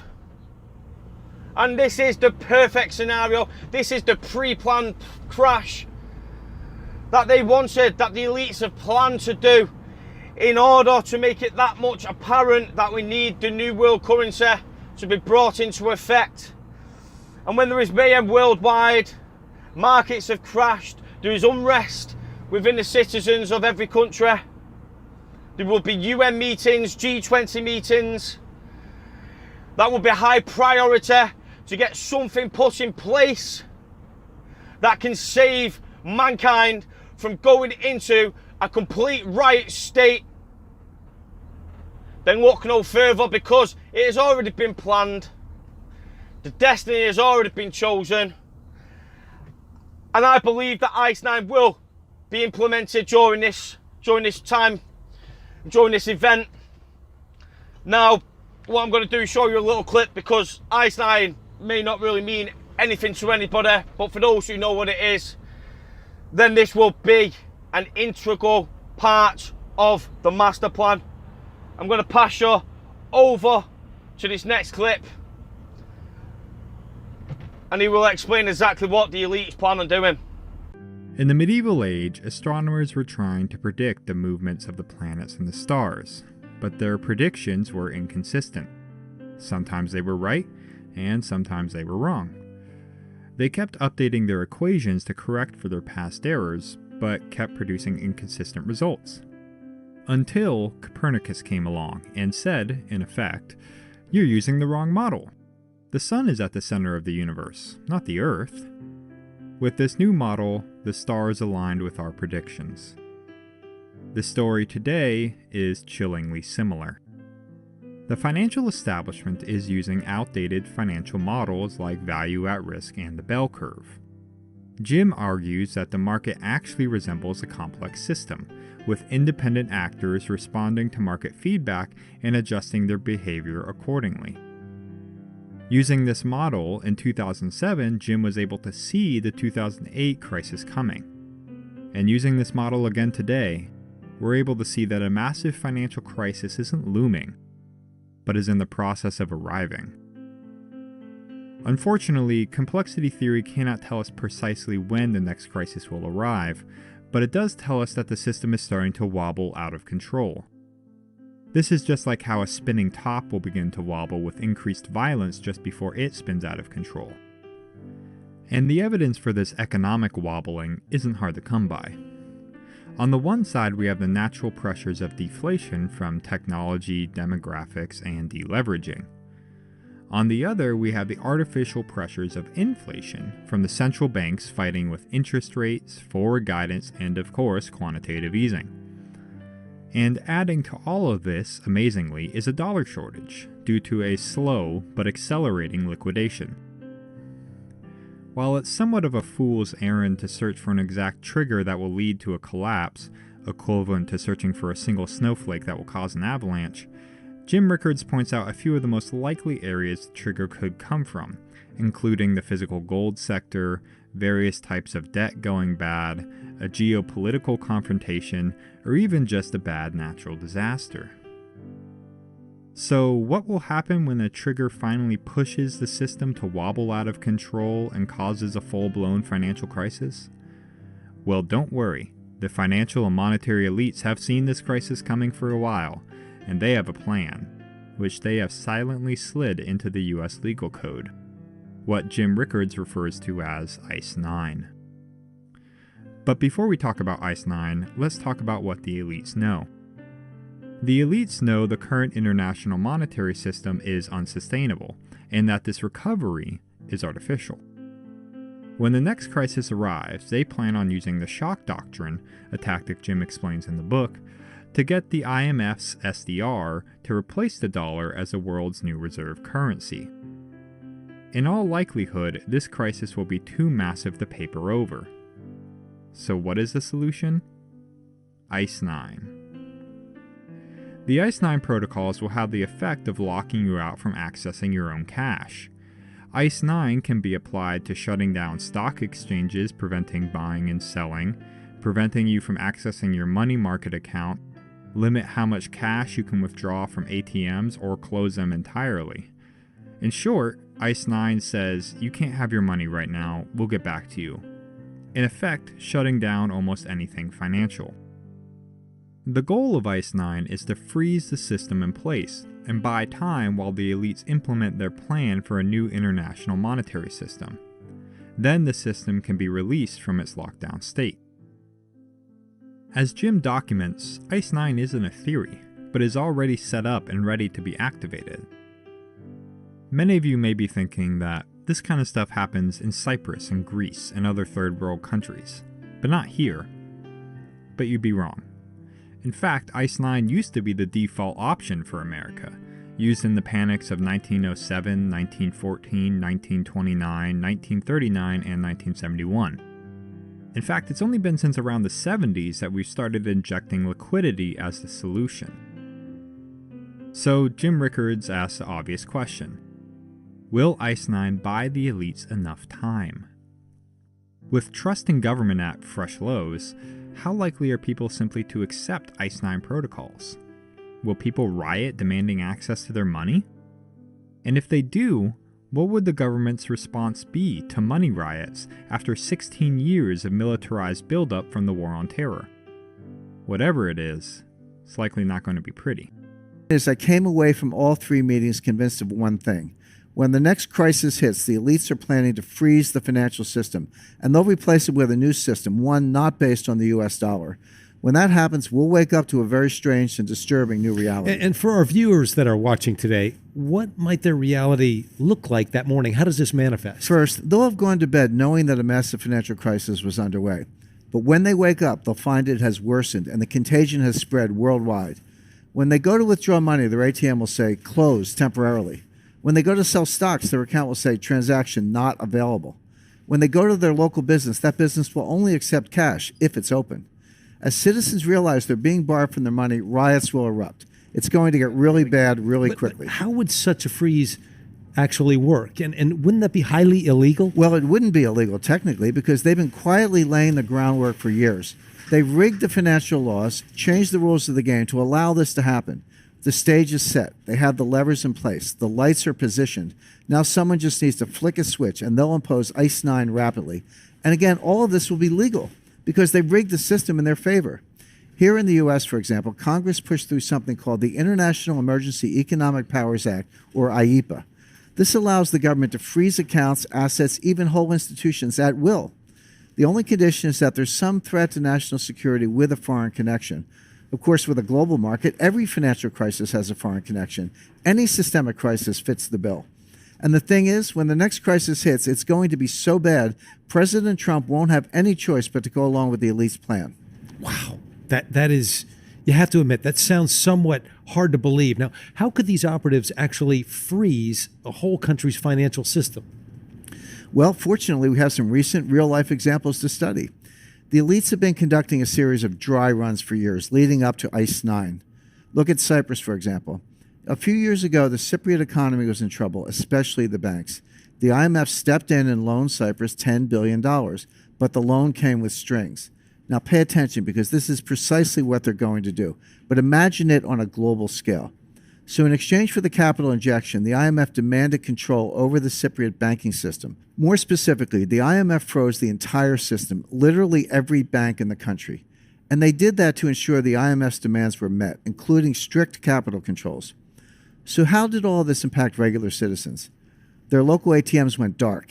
Even the bank branches closed, permanently in some cases. Citizens could not withdraw cash. They couldn't even transfer funds from one account to the other. What came next? Wealth extraction on a grand scale. The IMF basically stole 6 to 10% of all the cash in the Cypriot bank accounts. How did the elites justify this? They called it a levy, the price regular citizens had to pay for their government's missteps. Keep in mind, these asset confiscations were done at the balance sheet level with the institutions themselves. They never had to confiscate individual accounts. They froze every account by controlling a handful of the country's biggest banks. When the next crisis hits, we're going to see this here in the U.S. and around the world, and it'll be a highly coordinated global attack on the entire system simultaneously. A very, very chilling statement. As you can see, the world's elite have already had this legislation set in place that allows ICE 9 to impose a complete financial standstill. The IMF have the power to do this. It will be the IMF that will basically implement ICE 9 if and when the economy comes to that melting point, when the worldwide debt bubble burst, the currency crisis and the contagion is spread worldwide. It is hindering on the US dollar for world trade to a point where it ceases to exist. Then ICE 9 will be the trigger that can end the suffering that will have been caused from the US dollar acting as the world reserve. And then obviously you can see that something will need to be done to prevent any more pain to the system. And again, it will be this point when the IMF and the G20 and the UN will all come together and they will need a new form of liquidity, because there will be no liquidity. Remember, liquidity will be the greatest, biggest downfall of this next financial crisis. It will be the fact that liquidity will cease to exist. Now, of course, the IMF are in bed with Ripple. Of course, the World Bank are calling XRP a supranational currency. Because when a meltdown like this does occur, who do you trust? Who can we trust to have a new reserve currency that we will need for global trade, that is not biased to any entity or to any nation or to any narrative? Of course, it will become more and more obvious for XRP to fulfill that role. Now again, I'm not saying this is going to happen overnight, although again it cannot be ruled out to not happen overnight. But the reality of it is, I believe when XRP goes live this year, we will have until the end of 2019, leading into 2020, I think is when this bubble will finally burst. The debt crisis will become more apparent and more realistic. The currency contagion will spread worldwide. We will need something to come down and save us. We will need a gift from the gods, so to speak, to pull us out of the fucking shit that has occurred from the US dollar, from the negligence of the central banking system. And what a better time than to usher in XRP and to put it across to the United Nations, put it across to the G20, when XRP has acted as this new revolutionary source of liquidity that banks are using worldwide, that money providers are using worldwide, that has proven its ability to act as a reserve currency, that is scalable, that is immutable. Of course it will become apparent to the GN and to the UN at this point in time that the US dollar has failed and a new monetary system will be needed in order for world trade to commence, and it is thus ICE 9. And in the flick of a switch, it is that quick how XRP could potentially become the one world currency, the one world unit of account. Again, it seems far-fetched. I can understand. But clearly the elites are planning something. If they have passed ICE 9 into legislation, then they know themselves something is coming. They know themselves the monetary reset is about to happen.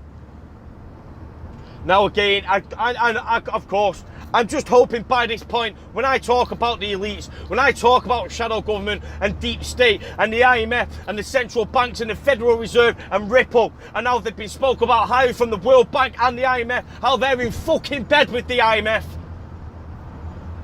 But what I'm actually trying to tell you is not that fairy tale dream that a lot of people like to shrug this off their fucking shoulders as. No, it is not. It is actually a death-defying fucking reality that is round the corner. So, keeping this documentary on cue, I'm going to pass you now over to somebody who I follow quite a lot. It's called Gregory Mannarino. He does a post and pre-market update daily, does a post-market wrap-up on the Friday, and a market outlook for the week during the weekend. He's great. He's a straight shooting, talking guy.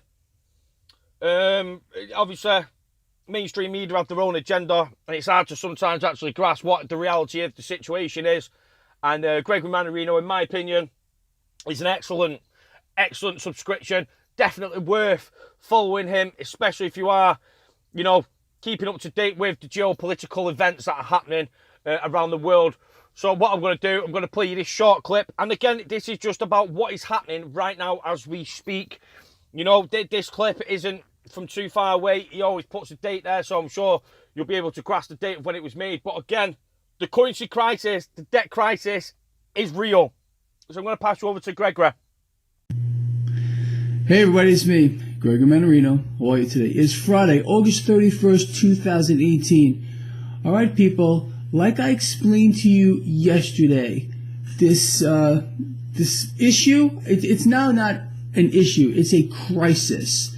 There is a currency crisis, and please do your own research about this. Don't take my word for a damn thing that I say. It's getting worse.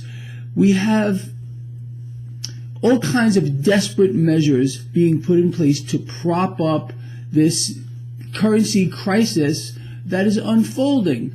Now, I covered a lot of this yesterday, and I explained to you that we were going to see a few things happen. The knee-jerk into the dollar was going to continue. Well, that is going on right now. Dollar is stronger. I also explained to you, you were going to see cash rush into the bond market. Well, I don't want your eyeballs to explode. That's the truth, but there is a link in the description of this video which will take you to my website. Right side of the page under the chat room is the bond market chart.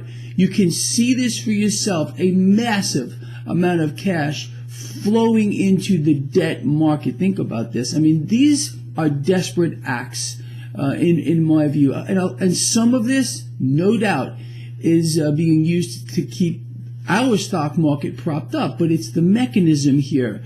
So, you know, again, as I am doing this video blog, the NASDAQ is higher, S&P 500 is flat, the Dow Jones Industrial Average is down fractionally. A lot of effort is going to go into keeping our market propped up at this point here, but it's not the stock market that we need to be looking at. You all know that. I've been explaining to you since forever that you got to look at the bond market. It's the debt market that dictates everything now.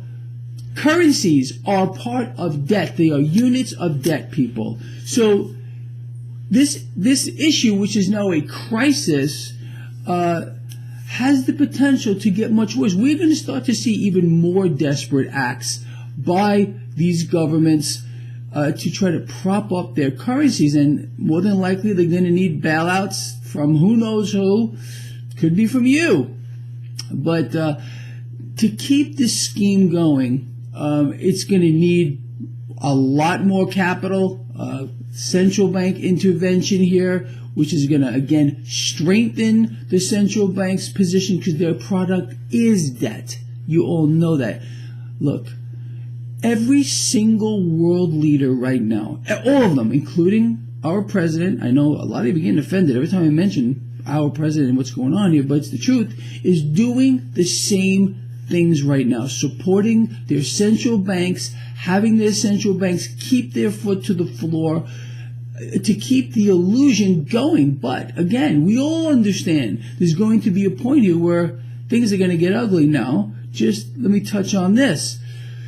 Look at the banking sector right now here in the United States. As a matter of fact, let's go look over at Germany first. The German banks, as I am doing this, Deutsche Bank, of course you know that one especially, is under pressure. Well, it's not just Deutsche Bank. Bank of America, Citigroup, Morgan Stanley, Goldman Sachs, JP Morgan, all of them are under pressure right now. Now, why would that be?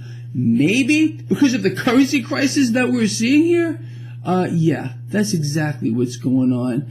But again, people are going to be distracted by everything that they can be distracted by. More rhetoric, more nonsense, more divisiveness. Look here, don't look here. Understand, the mainstream media channels, and I don't know how many of you watch them, they're not real. Everything that they put out there, these conflicts that they create in people's minds is a distraction. Both these parties, you know that, are two heads of the same snake, and they're not working for your benefit. Period. It never works out like that. We always get the short end of the stick. I'm talking about the middle class. You have to understand. Look, the people at the lower end of the spectrum, they're broke. They got no cash. They have basically no say-so in anything, and they cannot be sucked dry. The middle class, because they've already been sucked dry, the middle class has the bulk of the whatever wealth is not left in the 1%, but they want it. The 1% want it. And they're going to get it. They always do. Seriously, it's the same story throughout history, and that's what's going on here. It's a sad state of affairs. All right, look, before I go off the deep end any further here, the entire financial sector here in the United States and overseas is under pressure right now. It's because of this currency crisis. It's a debt crisis. Understand, currency, fiat currencies, these are units of debt, like I've been explaining forever. So we need to keep our eye on this. We're going to watch some very desperate things go on.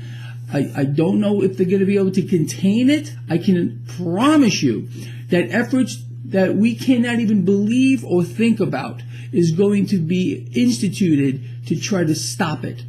But again, we've seen this before. When this is a bubble, obviously. When bubbles burst, it's very rare for them to be reinflated. However, look what happened here in the United States. The Federal Reserve was successful, no doubt about it, in reinflating a housing bubble and a stock market bubble. But look at the effort. They had to explode their balance sheet, of what we're able to see, okay, because a lot of stuff there is off balance sheet. And I talked about this yesterday in the video where I went off the deep end a little bit. They had to inflate the debt beyond anybody's imagination just to prop everything back up. It's always the same thing. Anyway, we'll cover more of this later at the market wrap up, and it's going to be lovely. See you then.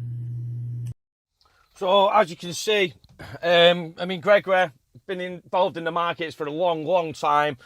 I'm not exactly trying to say I'm some market expert, but I genuinely like to believe that Greg Mannarino has enough,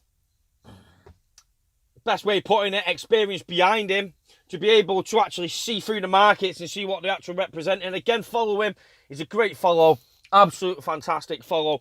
But as you can see, central banks around the world, they're all working in conjunction with each other. Obviously, this debt crisis has gotten way out of hand now, where it's come to the point of fact that the Federal Reserve are printing and they are pumping money into the US stock market, keeping it afloat. Again, remember, the world is in an entire bear market, especially if you're living in the United States. Everything's going to look green and rosy over there. The reality of it is, a lot of the unemployment figures are actually fake. Donald Trump himself even called out these numbers to be fake when he was president, when he was the candidate, obviously going into the election. But now he's president, he wants to use those exact same figures that he once called out bullshit, basically. So you can see, there's massive efforts from central banks, from the Federal Reserve, to keep this bubble inflated. Again, the resources and capital that are going into this is extraordinary.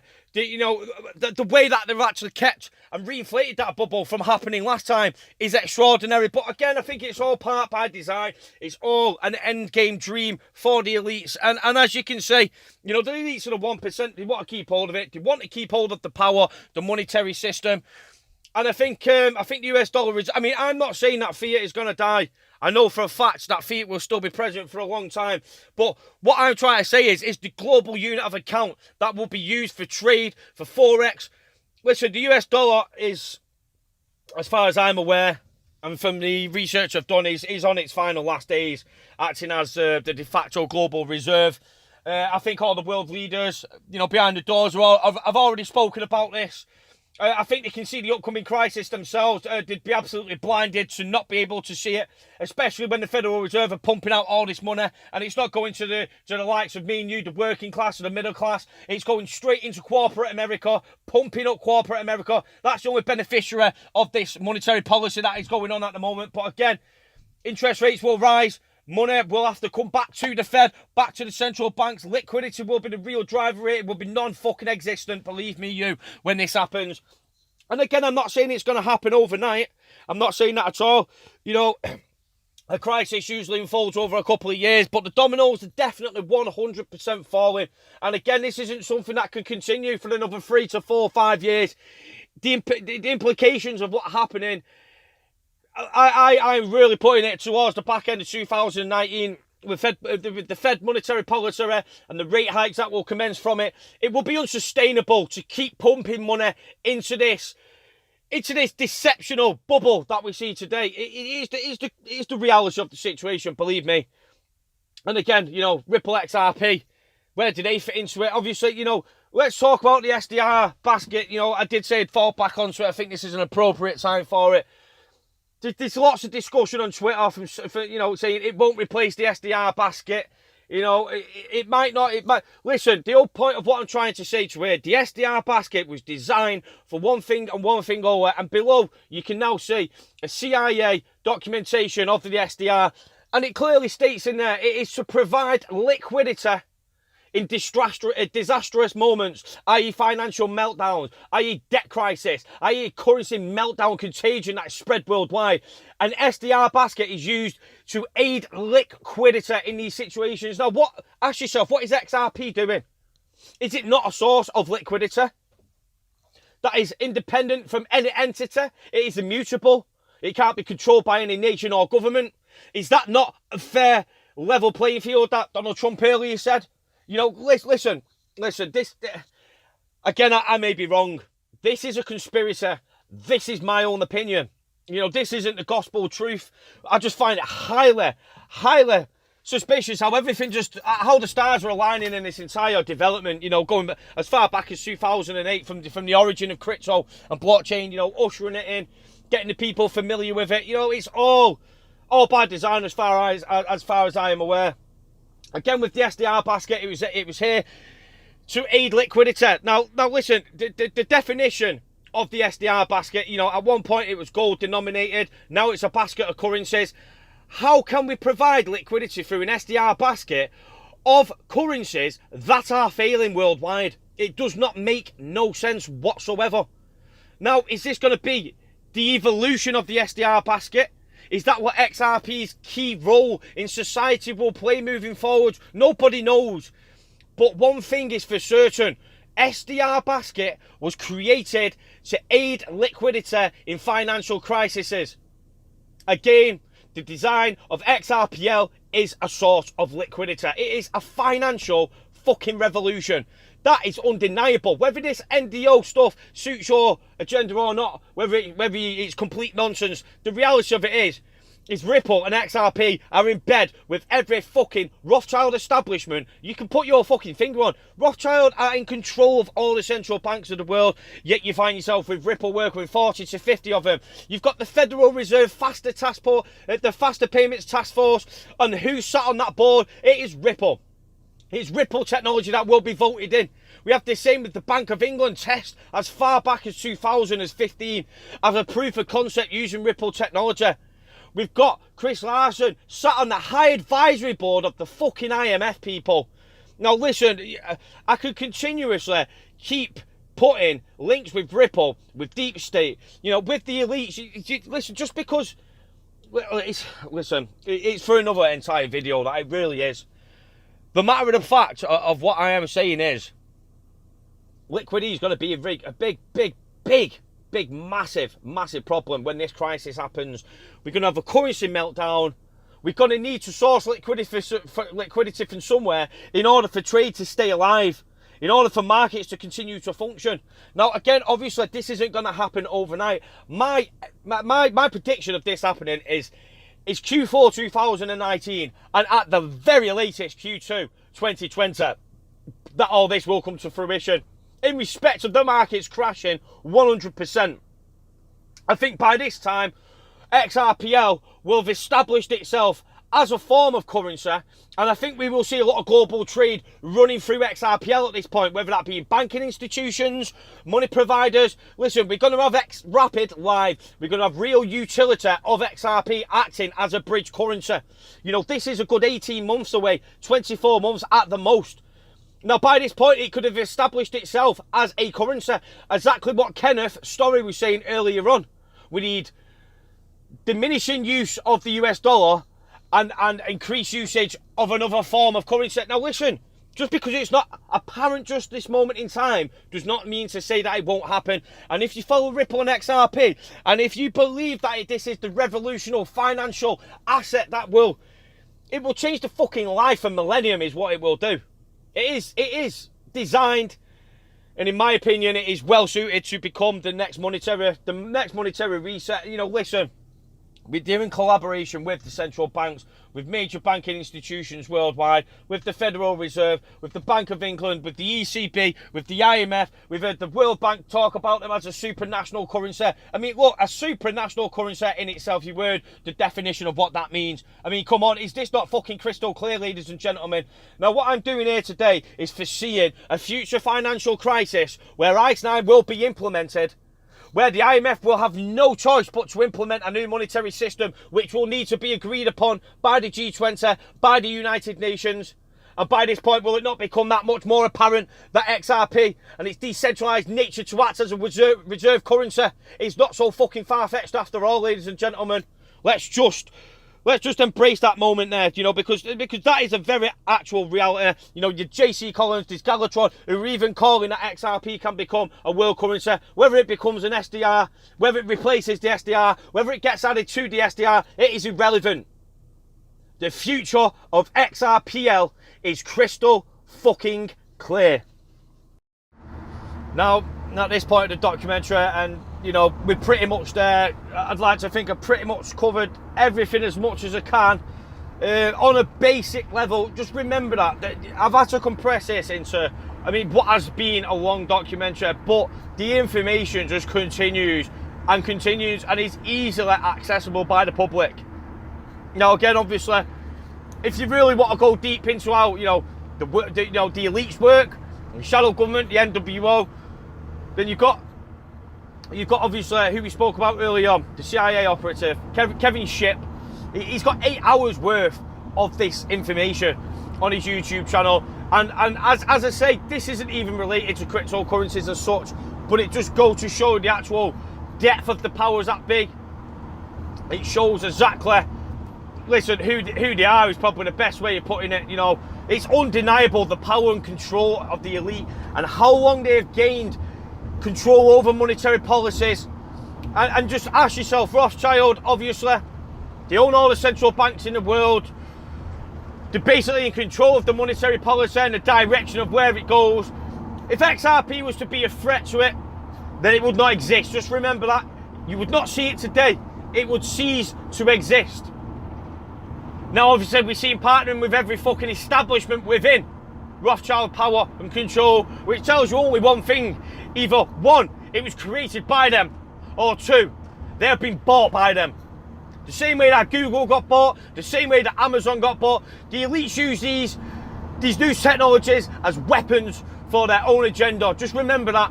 Exactly as Kevin Shipp was saying, we have Google Earth. The satellites that go around the Earth that created the model of Google Earth are in conjunction with Secret Service. It is a weapon that they have at their disposal.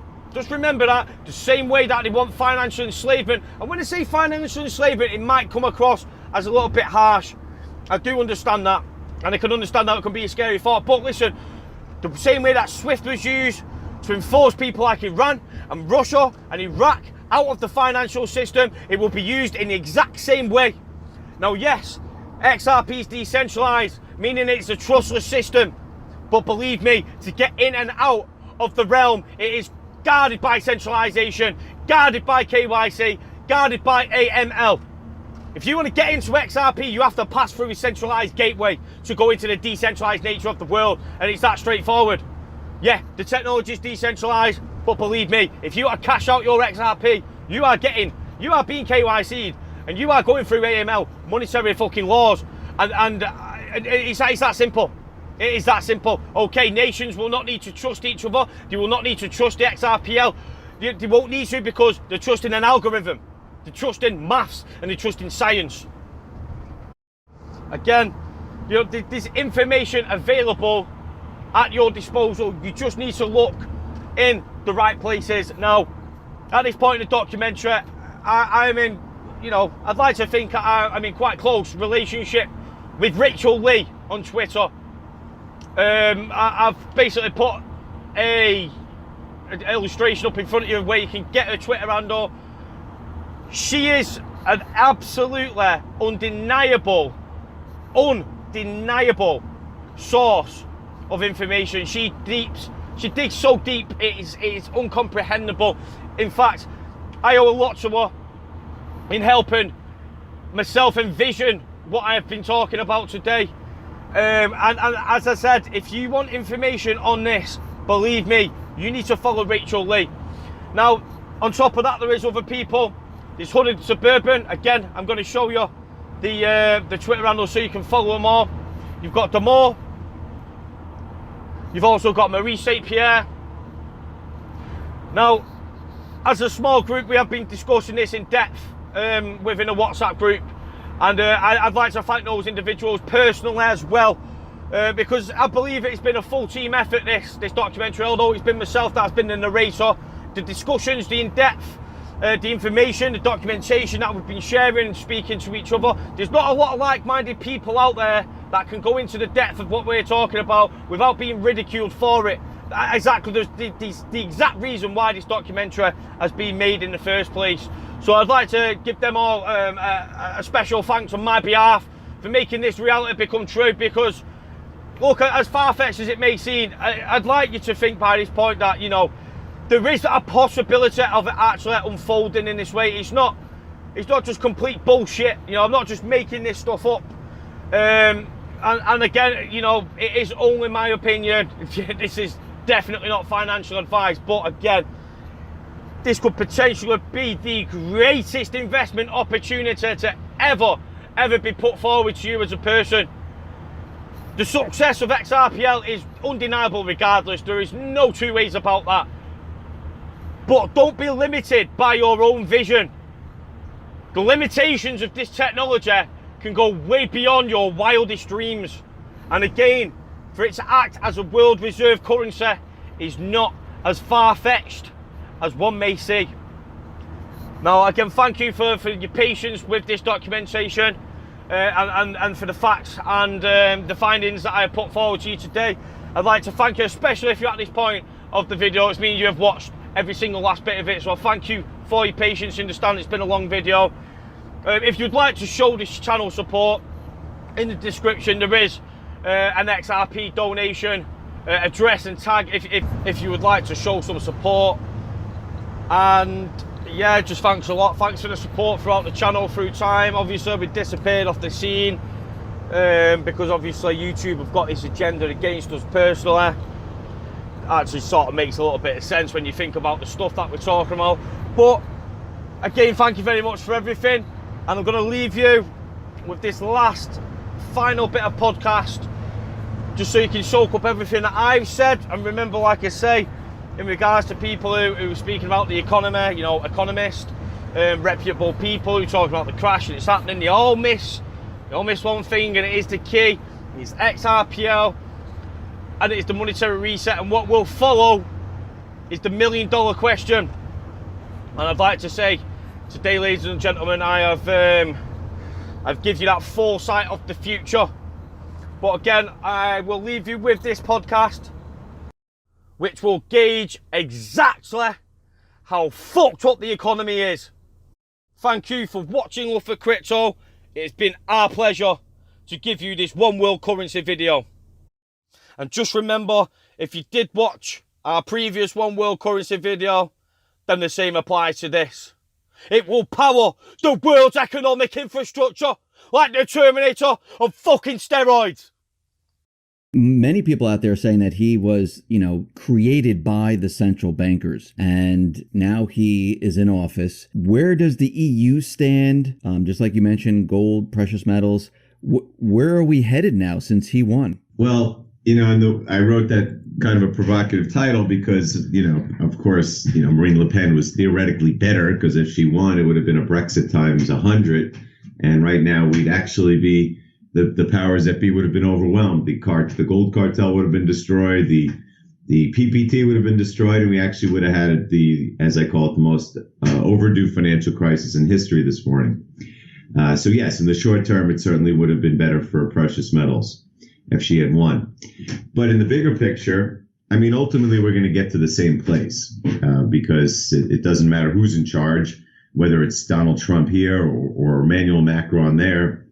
The financial problems have to do with debt, and that debt has to default no matter who's in charge. So the fact that, in the short term, in the long term, what's best for France would have been Marine Le Pen winning, because she would have stopped their participation in the European Union, kind of like what's happened with the Brexit. But instead, it's empowered the ECB to continue to destroy Europe at an unabashed pace. And frankly, this Macron guy, I'm not going to go into all his credentials. I've written exhaustively about how he's the worst imaginable candidate. He's like a mini-me of Francois Hollande, except one with absolutely no experience. And as you said, he was obviously groomed because he was just taken out of obscurity and thrown into Rothschild Bank of all places. And then all of a sudden, he's the economics minister under the most unsuccessful, lowest approval rating presidency in history. And next thing you know, he's getting 2/3 of the vote. And what I wrote this morning was, let's face it, the reason why the French people voted this guy in was because they were scared. They were scared there was going to be a collapse today if they voted her in. And that's exactly what have happened. But in the meantime, they put this guy in place who is going to continue with the very policies that has put France and the entire European Union at the abyss. And he's pro-Europe, he's pro-ECB, he's pro-immigration policy. These are the things that led to the rise of an independent party like En Marche and led to the rise of the National Front for the first time in history, prevented the equivalent of the Democrats and Republicans in France from actually getting to the final round of the election. Now we, by the way, have parliamentary elections next month in France, which will be, split between 4 parties. So it's going to be a complete mess there. And I believe that the euro will resume its plunge to parity with the dollar. And all of the issues in Europe will only get worse. And now the ECB has been given kind of a mandate to continue destroying Europe as it has been. So it's only put off the day of reckoning. Now, you mentioned gold, precious metals, and we see that gold and silver, they've been hovering. They've been pushed down a little bit, but they've been hovering. Gold has been hovering around $1,200 range or so. But Bitcoin, for some reason, has been surging lately. What's your take on why Bitcoin all of a sudden has taken off? Right. Well, first, let's talk about the precious metal part, because I think you're vastly understating to say they're down a bit and they've been hovering. Silver has been down now 16 days in a row. And the reason it's been down 16 days in a row is because of the all-time high cartel short position. The commercials at the COMEX. The highest they've ever had. And the only other time they've had a position even close to this high was right after the Brexit, when you had an actual crisis and they were terrified of price taking off. Here you didn't have an actual crisis and they did this. And actually they started covering last week. We saw I think it was like the second largest short covering in any week in the last 15 years. So they're on their way to covering the shorts. And, I'm guessing silver's bottomed here, not to mention because the whole mining business is falling apart and at these levels, and no one is selling actual silver. And, the physical buying, I'm sure, is, Andrew McGuire is talking about how strong it's been. So this is a typical thing. But what I saw in precious metals was, and I've been writing about this, exactly what happened at the time of the Swiss referendum for the Save Our Swiss Gold back at the end of 2014. They just violently smashed the price for the weeks leading up to it because they didn't want the Swiss people to believe that gold was a good thing. And then as soon as and in fact, they spent that whole time, led by the head of the SNB, Thomas Jordan, saying, you can't vote yes on this referendum because we need all the flexibility we can get so we can maintain our Swiss franc peg with the euro. And sure enough, the second that referendum came through, precious metals bottomed that day, took off, and 3 weeks later they abandoned the peg. And I think the same thing was going on here. I think that the powers that be did not want the populace of France believing that there was a momentum for Marine Le Pen victory, and that's why they were holding the price down. And now they're going to start covering their shorts. So there was nothing hovering and epic. The other part of where precious metals were that was scaring them was, and I've written about this ad nauseum also, is both of them had passed their 200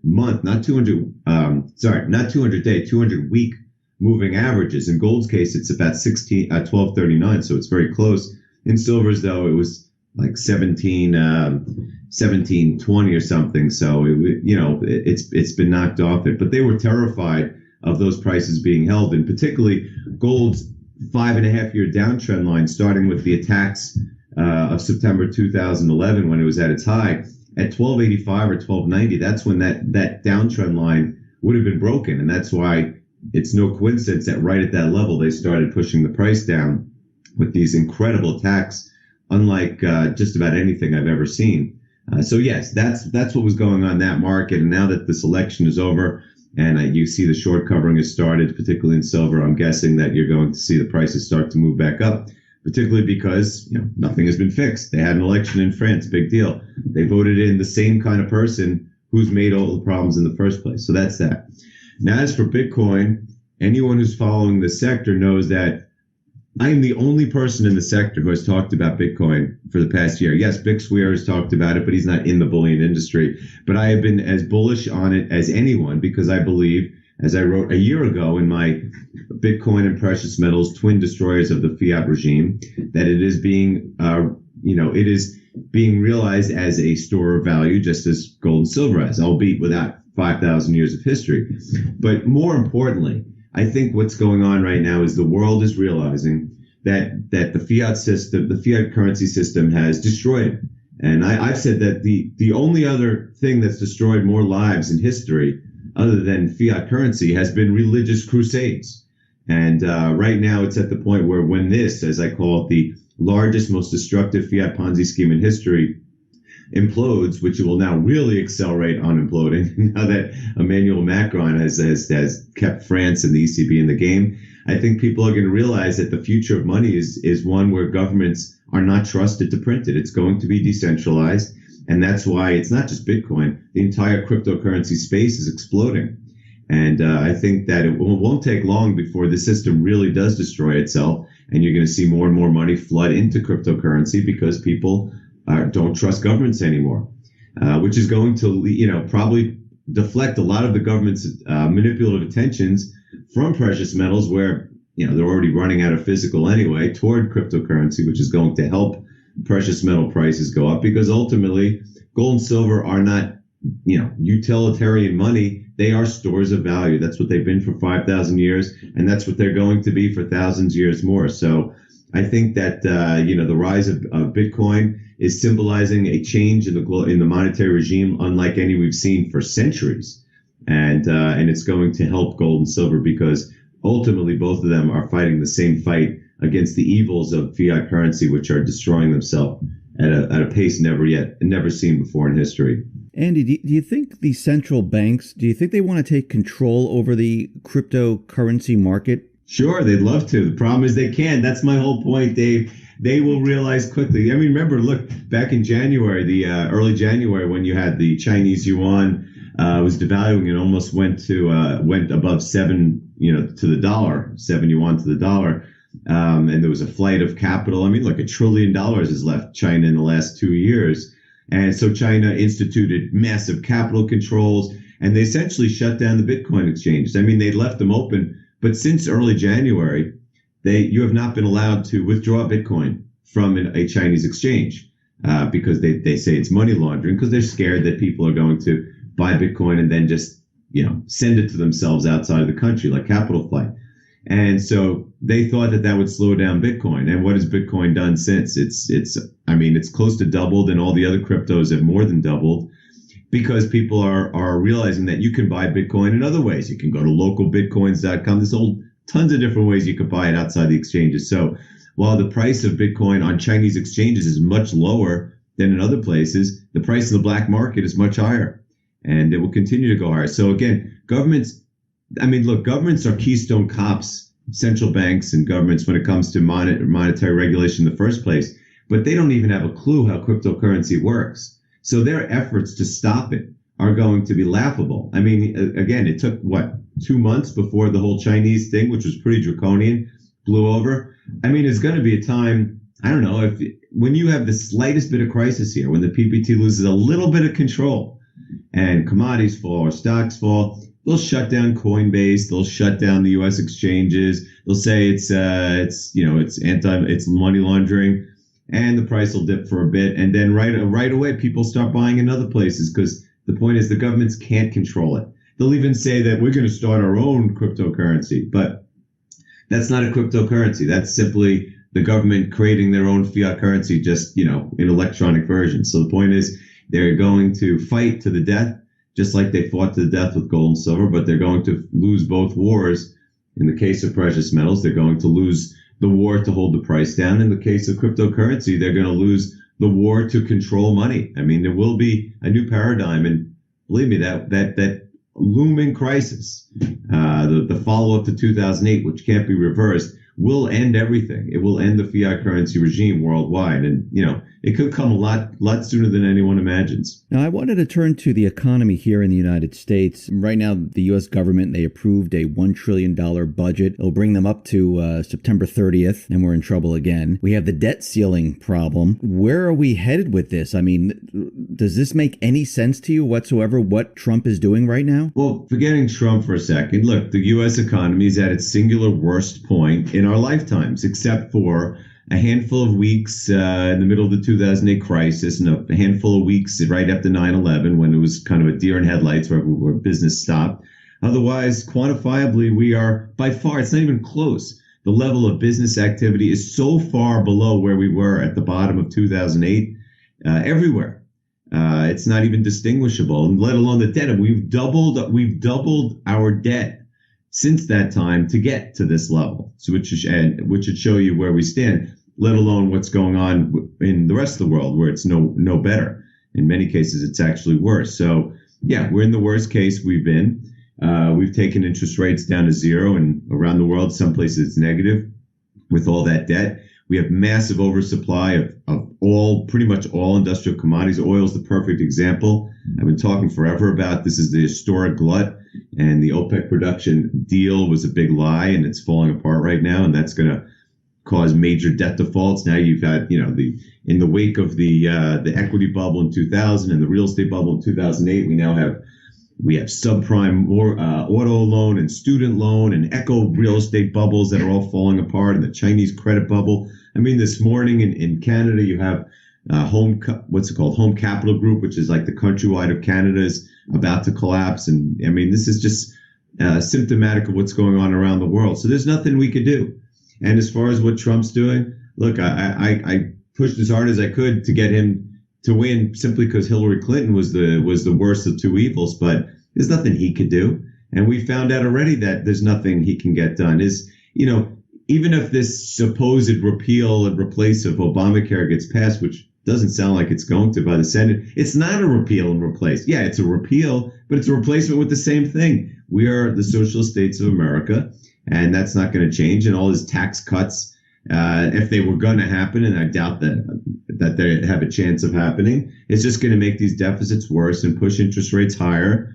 The interest on the national debt went above $500 billion a year for the first time last month. And this is with interest rates pretty close to 5,000-year lows for the world and historic lows for this nation. So there's nothing he can do. Good for him for trying, but he's just being a politician, and it's not going to change the laws of economic Mother Nature. So I expect that if we're not in official recession already when they downwardly revise this first quarter number. We will be by the end of this year because the forces of economic destruction are only getting stronger. And believe me, if you see the oil price go down below $40 per barrel, forget it. It's all over for the entire world. So I expect the economy to dramatically weaken, and I mean dramatically weaken in the coming quarters. And I expect that there's nothing that any politician around the world, let alone the youngest politician in French history, to ever be the president to do anything about it. So you mentioned the economy just really getting worse and worse as we move along here. And we know this retail is contracting. Everything is contracting. In the first quarter GDP, I mean, it was 0.7%. That's the manipulated number that they throw at us. And during this period of time, the Fed is raising interest rates. They didn't raise it this last May, but Fed Williams is out there saying that we are at full employment. It looks fantastic. We're way above our potential, and we are still on track to raise interest rates in June and 2 other times. I mean, why are they doing this into such a weak economy? Well, of course they're lying, because even the Fed guys are not. What? They're lying? Yeah. Even the Fed guys are not stupid enough to believe the economy is growing or that we're at full employment. Look, Janet Yellen herself has talked about the labor slack and the labor participation rate, so she knows. They're trying to instill confidence. Look, I don't agree with a lot of stuff Jim Rickard says, but he's, his description of why they're doing it is, well, one, they're trying to create ammunition so they can cut rates next time, and or Peter Schiff has said the same thing. They want to instill confidence. It's a con game, and all you have to do is say, yeah, we're changing our mind. We've spent the last 3 years saying we're going to tighten policy and things are getting better, but we're changing our mind. Things are getting worse, and the market crashes. So they have to keep lying to the point where it's almost laughable. And now the economic data is becoming even more laughable to talk about how we're at full employment when, as you say, we're in the middle of a retail Armageddon. And, by the way, the only sector in this country, there's only 2 sectors in this country that have had positive job growth since the 2008 crisis. One of them is waiters and bartenders.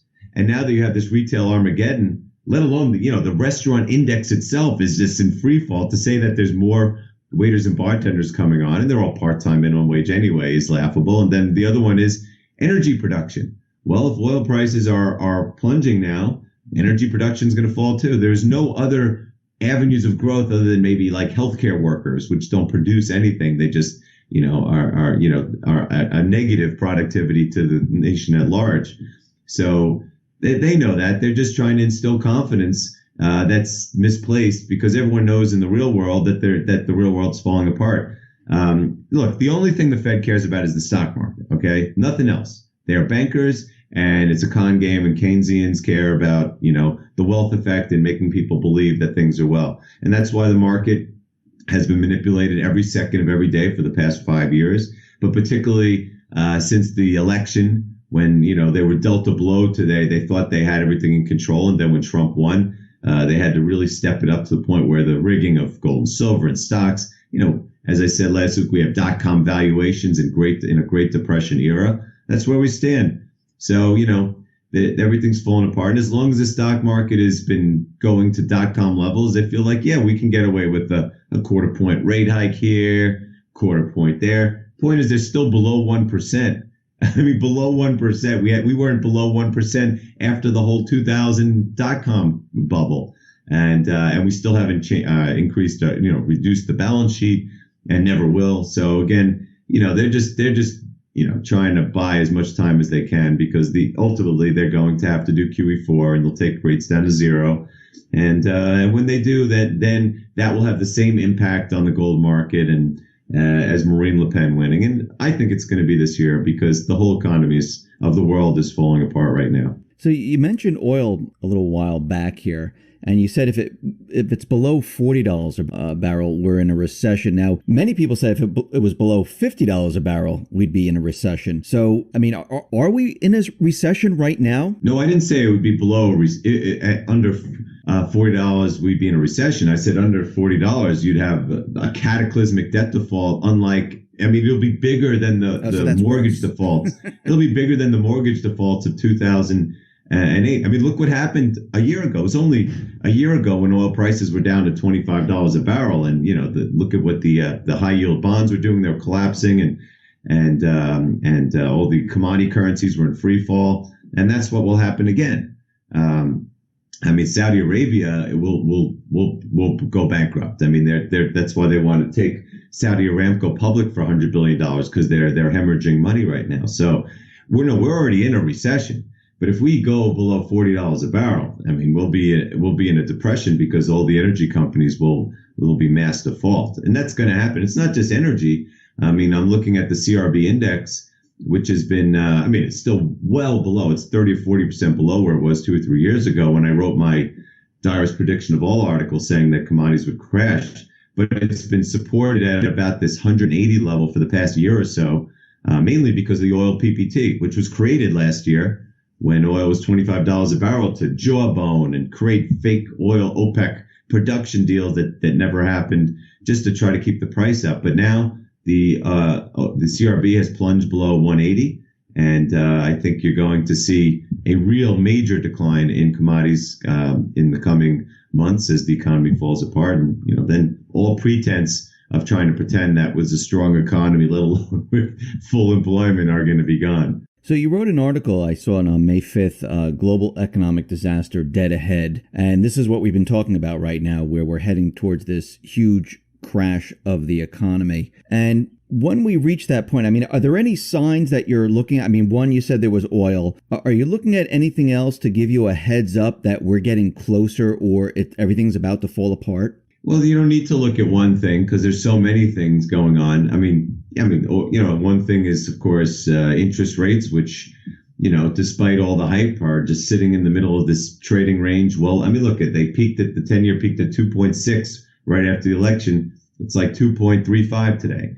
It's going nowhere. The rates can't go up because the economy will collapse if they do. Commodities is a major thing to look at. I mean, we're talking about, it's not just oil. I mean, look at now, Dr. Copper is plunging, and most of the agriculturals are plunging, and corporate earnings have been down for, aside from some accounting gimmicks, particularly at some of the larger companies, 7 quarters in a row, and they're going down. GDP was just pretty much zero, and it was barely above that in the fourth quarter. And it's so, and look what's going on around the world. It's no different there, and now that the election is over in France, and we could stop with this pretense of, oh, well, if Macron wins, the euro is going to be strong. No, Macron wins, the euro is going to weaken again. I mean, it's down today, and you'll see it'll start bleeding back down to a dollar parity in the coming months, because the euro is toast. The euro is in far worse shape than the dollar, because it's, the European Union is going to fall apart. And so again, I'm looking at a million signs, and look at the political things going on around the world. I mean, people aren't happy. So, and God forbid we start a war with like North Korea or something. So plenty of things to look at. None of them good that I see. As I call it every day, PIMB, precious metal bullish, everything else bearish. So, Andy, when these bubbles start to pop and things start to really go south, and the central bank, they step in and they start creating stimulus once again, what can people expect to happen? I mean, will we see incredible inflation? Will, the stock market, I'm sure they'll try to pump that right back up. But what else will people experience? Are we going to have huge job losses? I mean, will the central bank, I guess my question is, will the central bank be able to stop this entire system coming down? Well, it's funny because you're saying, when things get bad and the central banks start to, print money again. The thing is, and everyone should read my Macron or Le Pen, who's more bullish for precious metals article today. I mean, it's 8 pages long, and I'm showing, this very month was the all-time high in the history of central banks for monetization. We're at like $250 billion a month right now. Mostly the Bank of Japan and the ECB, but, others are in there as well. So we're already at the highest level of overt, not including covert, overt monetization in the history of mankind. And yet we're talking about what's going to happen when they really start to increase the money printing. And of course, you're referring to the Fed. Yes. What will we see? Look, part of inflation is, when you talk about stock market, is the PPT. So it's not just like money flowing into the market. It's called them printing money and buying the stock market. I mean, look, and everyone's got to read this article right today. I'm showing how now the Swiss, the Swiss have admitted that they have bought like $90 billion of U.S. stocks alone in the last 2 years. And, we talk about how the NASDAQ, like 40% of the NASDAQ is the 5 biggest stocks. And like 40% of the gains in the NASDAQ in the last year are due to those 5 stocks. Apple and Facebook and Google and Microsoft. And guess what the 5 biggest holdings of the Swiss National Bank are? Those 5 stocks. So it's central banks that are making the stocks markets go up. There's no doubt the Fed has been doing it. I mean, that's what the dead ringer algorithm I've been talking about for years. The stock market bottoms every day at 10 a.m., which happens to be when the Fed does its open market operations. And now you have banks like the Bank of Japan and Switzerland admitting that they're buying stocks. In fact, I couldn't believe this, and I wrote about this today also. The Bank of Japan's balance sheet is $4.4 trillion. So it's the same amount as the Fed's balance sheet, even though they have a third of the population and a quarter of the GDP. And yes, I know the Fed buys tons of stocks and bonds covertly, but the fact is that there's that much monetization going on. And at least the Japanese and Swiss admit that they're buying stocks. So how much more can they buy? And what will be the impact when things get really going? Well, you're definitely going to see the cost of living rise. That's a given, because you always will see need versus want items go up in value. And that hasn't changed at all, despite all the deflation that we're warned about. The cost of living continues to go up. And I can guarantee you the cost of living will rise in perfect correlation with that money printing. And I also that the price of precious metals will rise because the cartel will be overwhelmed by physical demand. And as for the stock market, I'm not sure if it'll go up in nominal terms. It may hyperinflate like Venezuela did, but in real terms, you're going to lose in financial assets, which have never been more overvalued in history. How should people prepare for this? What's your advice that you would give someone where they're just looking at this and they're hearing what we're saying? What would you tell them to do at this point to get prepared for what is about to happen? Well, I'd say, A, get your head out of the sand if it isn't already, and realize that what you're seeing in your daily life and what people that you know are seeing is real, and it's not getting better. And if you're talking about financially, look, I mean, I give financial, I'm a financial expert, and, I work for a precious metal bullion firm, and I hold all not all, I held a lot of Bitcoin now too, but precious metals is, the best way to protect yourself from inflation throughout history.